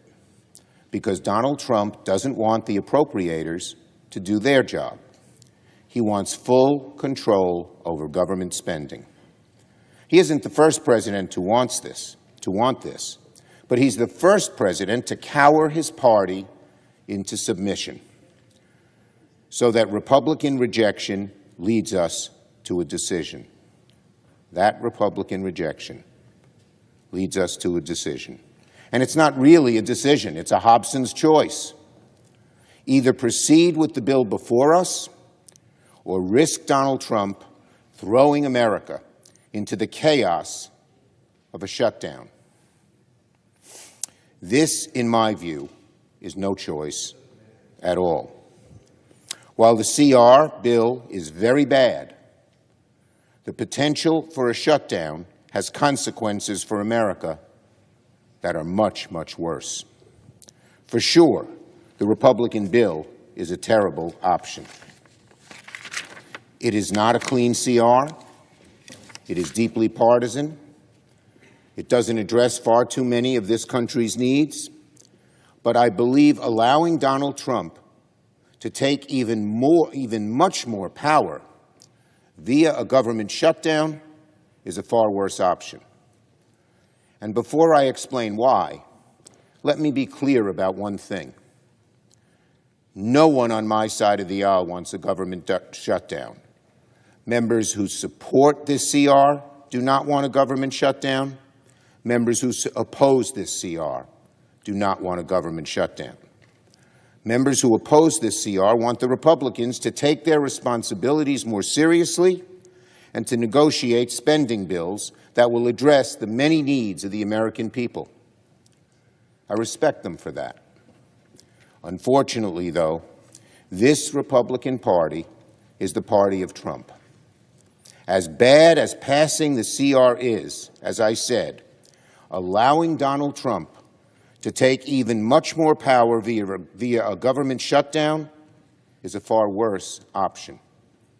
First, a shutdown would give Donald Trump and Elon Musk carte blanche to destroy vital government services at a significantly faster rate than they can right now.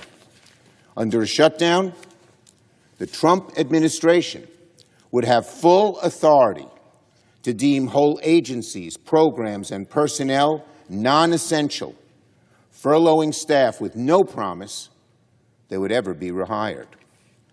The decision on what is essential would be solely left to the executive branch, with nobody left at the agencies to check them. In short, a shutdown would give Donald Trump, Elon Musk, and Doge, and vote, the keys to the city, state, and country. A shutdown would give Donald Trump the keys to the city, the state, and the country. And don't take my word for it. Musk has said aloud he wants a shutdown, and public reporting has shown he is already making plans to use the shutdown to expedite his destruction of key government programs and services. Musk told reporters, if the job is not essential or they are not doing it well, they obviously shouldn't be on the public payroll. Many federal employees and government experts are rightly worried that a temporary shutdown could lead to permanent cuts. Second, if we enter a shutdown, congressional Republicans would weaponize their majorities to cherry-pick which parts of the government to reopen. In a protracted shutdown, House and Senate Republicans would pursue a strategy of bills to the floor and pursue a strategy of bringing bills to the floor to reopen only their favorite departments and agencies, while leaving other vital services that they don't like to languish. Third, the shutdown is not a political game. Shutdown means real pain for American families. For example, veteran services. I believe a shutdown could cause regional VA offices to reduce staff, delay benefit processing, and curtail mental health services, abandoning veterans who earned and depended on those resources. Social Security and seniors. I believe a shutdown could greenlight Trump to slash administrative staff at Social Security offices, delaying new applications, benefit adjustments, and forcing seniors to wait even longer for the benefits they've earned. Justice and courts.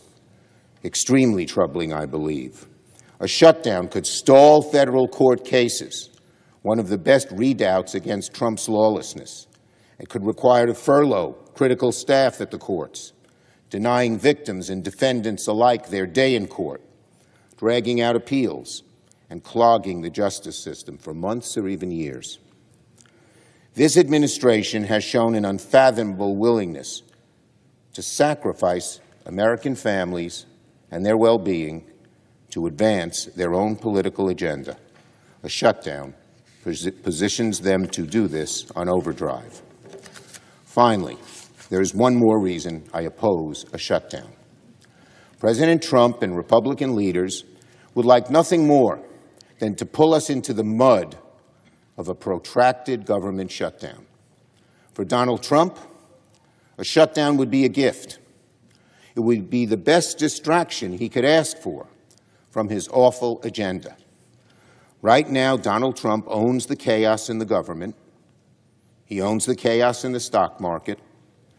He owns the damage happening to our economy from one end of the country to the other. The stock market is crashing. Consumer confidence is plummeting. Donald Trump is hoping for a shutdown because it will distract from his true agenda, delivering massive cuts to the rich, paid for on the backs of American families. He wants to gut Social Security, hollow out Medicaid, slap taxes on consumer goods through his reckless trade wars. In a shutdown, we would be busy fighting with Republicans over which agencies to reopen, which to keep closed, instead of debating the damage Donald Trump's agenda is causing the American people. Mr. President, I believe it is my job to make the best choice for the country to minimize the harms to the American people.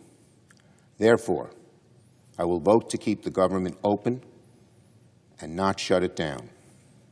There is nobody in the world, nobody, who wants to shut the government down more than Donald Trump and more than Elon Musk. We should not give it to them. And make no mistake, Democrats will continue to fight what Donald Trump is doing. Everything that Trump, Musk, and Republicans have done so far has a clear goal.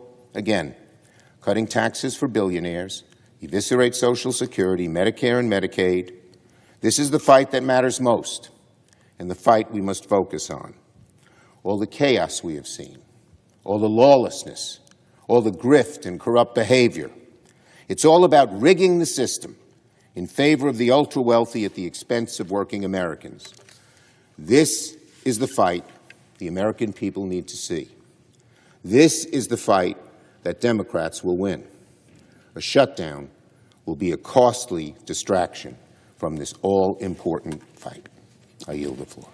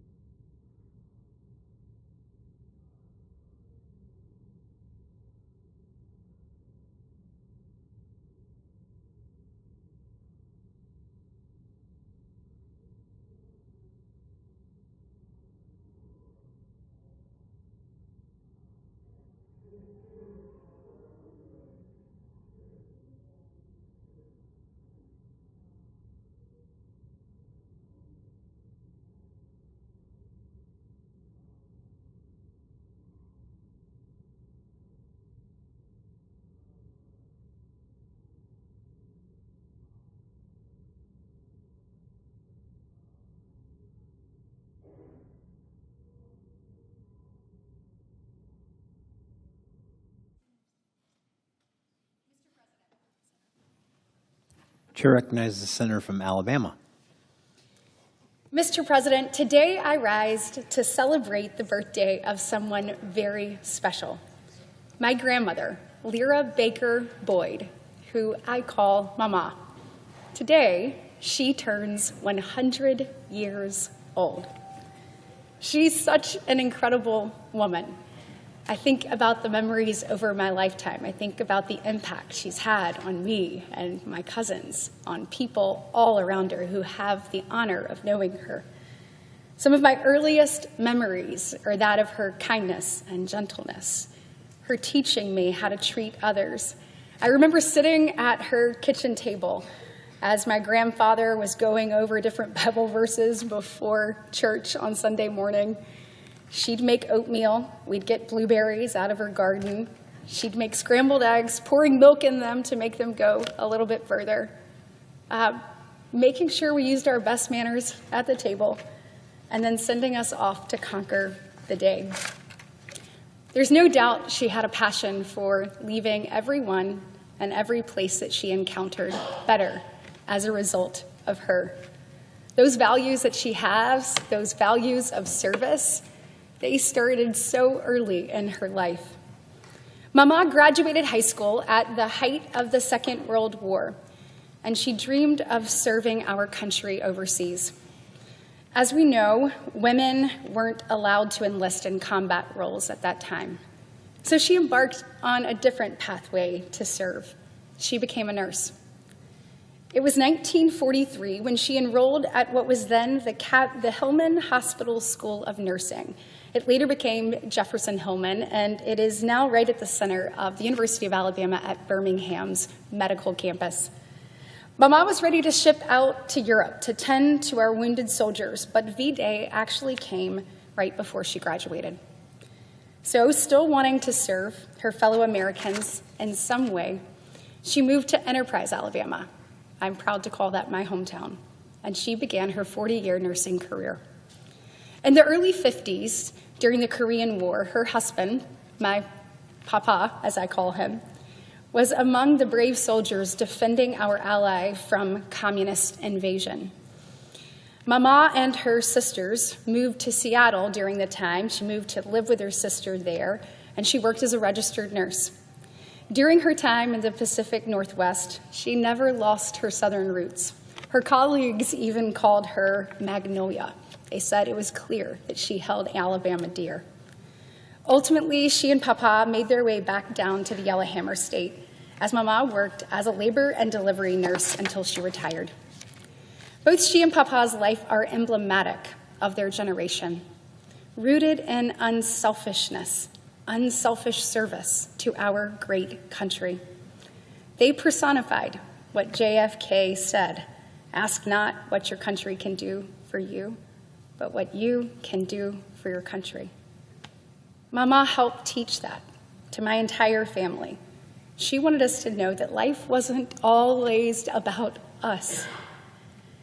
She makes sure in every conversation that we understand that there is a greater purpose and a higher calling to which we must answer, and in service to which we must all work. We all have a responsibility to put our God, our family, our friends, and our country above our own personal interest. And there is nobody who embodies that better than my grandmother. That service to our communities and our nation can take many shapes and forms. For both of my grandfathers, it was military service. For others in my family, it has been protecting their fellow Americans as law enforcement officers or firefighters. For me, it is the honor to stand and serve in this body. And for Mama, it was helping bring life into this world, helping new moms, and nursing people back from sickness. Above all, what Mama has taught me is that you must use your post, whatever it is in life, to make a difference in the lives around you. We are all called to serve. We're all called to be in the arena. Everyone's service is different, but no one's is less important. It's about striving to do better, to be better, and to leave this world better than we found it. So thank you, Mama, for being a guiding light throughout the course of my life. On behalf of my aunts and uncles, cousins, and Mama's families and friends, we say happy 100th birthday. We love you dearly, Mama. Thank you. I yield the floor.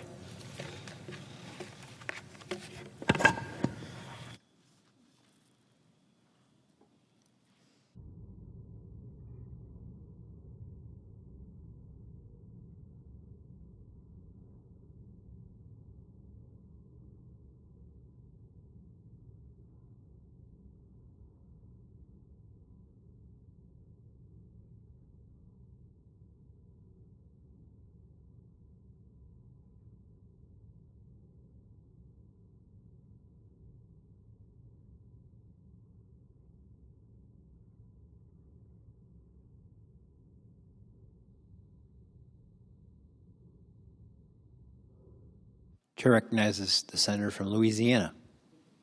Mr. President, this is a theme that I've been speaking of, which affects states across the nation, which is the National Flood Insurance Program and the threat that it might lapse and the inability of families to be able to afford. Why are flood insurance premiums so high, you might ask?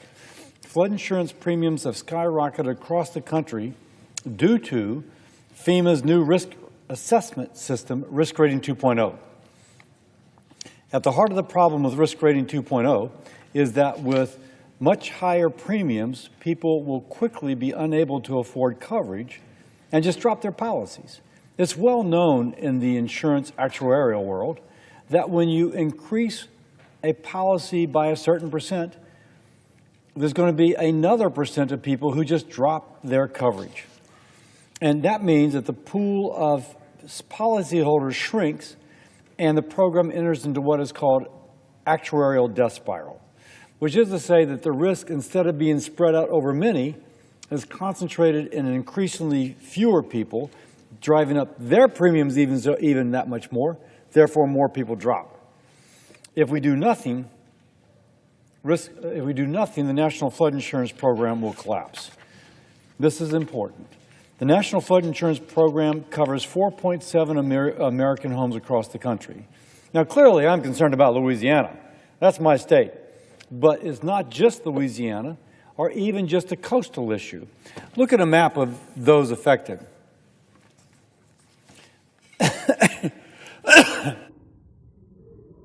Have been hit the hardest by flooding. They've all had at least $1 billion in claims from the National Flood Insurance Program.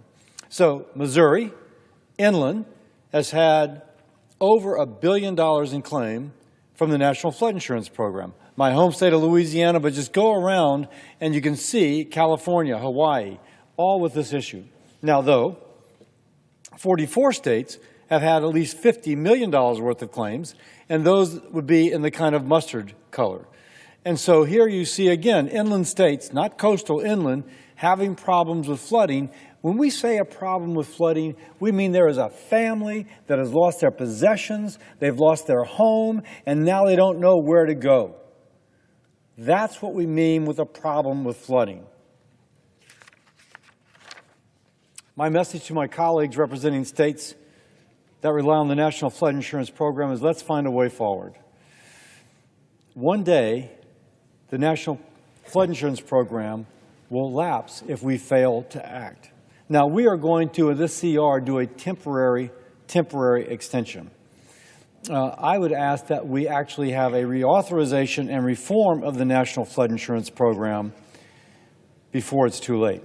Now, by the way, a short-term extension, better than nothing. I thank the Speaker Johnson and the House for including a short-term extension, but if that's the only option, let's take that option. However, I'm working on a longer reauthorization so that National Flood Insurance Program is not thrown into a legal purgatory every year, or even sometimes multiple times a year. Today, I introduced a bill to fully reauthorize the National Flood Insurance Program for this year and for next year. 4.7 million homeowners across the country deserve that little bit of certainty, and it does not seem like asking too much.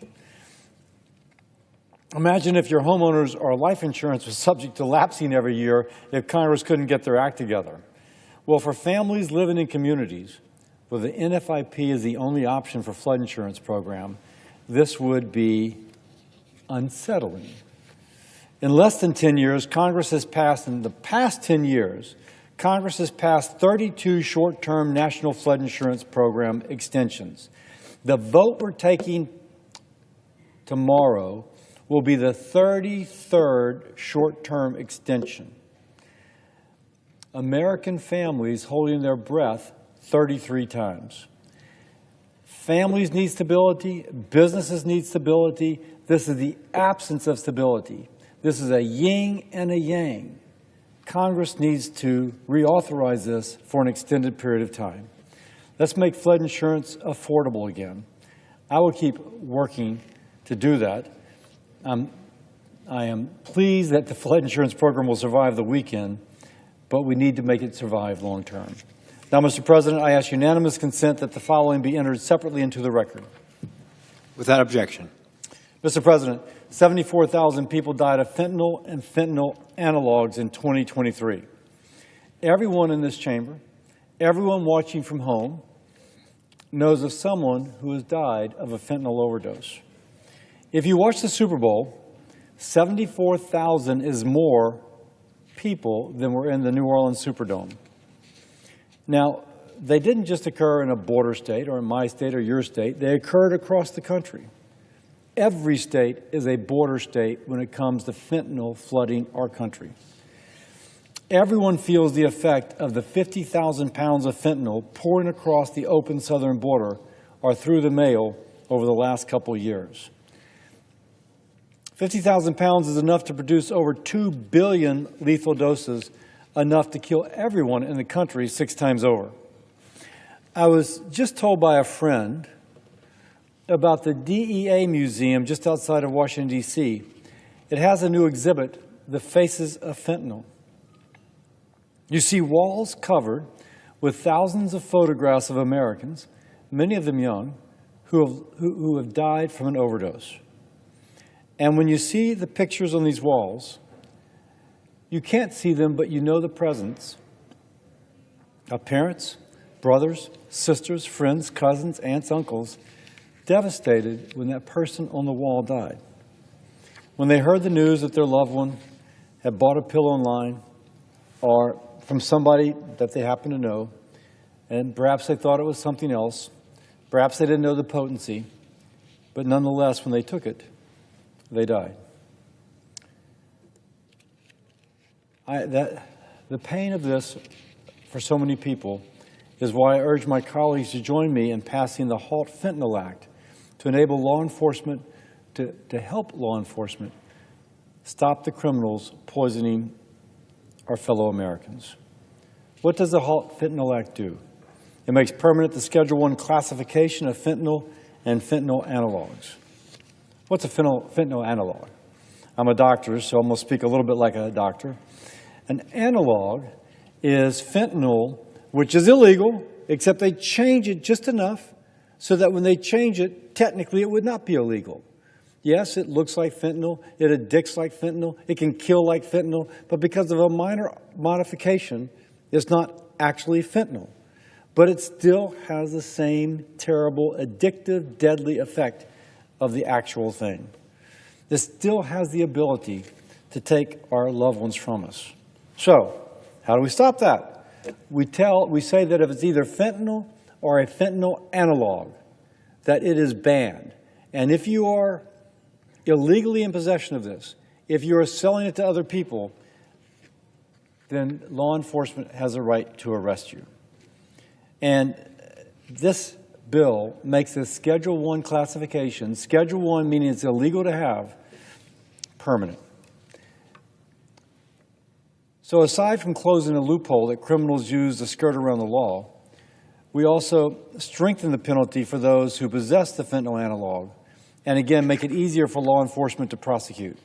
This isn't controversial. This is bipartisan. The need is there. We've been doing this on a temporary basis, but now we're going to make it permanent. Law enforcement will keep the most vital tool they have to hold fentanyl dealers accountable and to go after criminals. The bill also makes it easier to research fentanyl analogs to determine if they actually have a medical use. It's possible that one of these analogs is better than the real thing.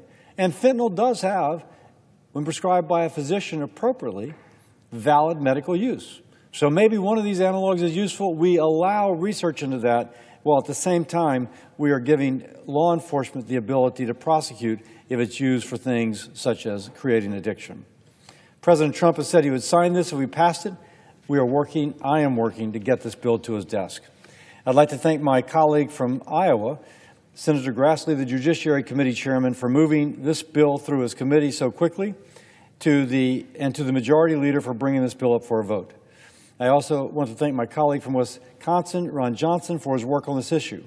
I also thank Martin Heinrich from New Mexico, who this has really cared about this issue, and Senator Heinrich has pushed this on a bipartisan basis. The longer we wait, the more it emboldens drug cartels, people in China who mail this through, who either send supplies to Mexico or mail the fentanyl itself through the mail, and other criminals who look to exploit our communities. We can take a concrete step in fighting the opioid crisis with the Halt Fentanyl Act. Republicans are united, This is a bipartisan bill. The country is united. Let's bring that 74,000 fentanyl death toll down to zero. I'll never yield in this fight, but for now, I do yield the floor.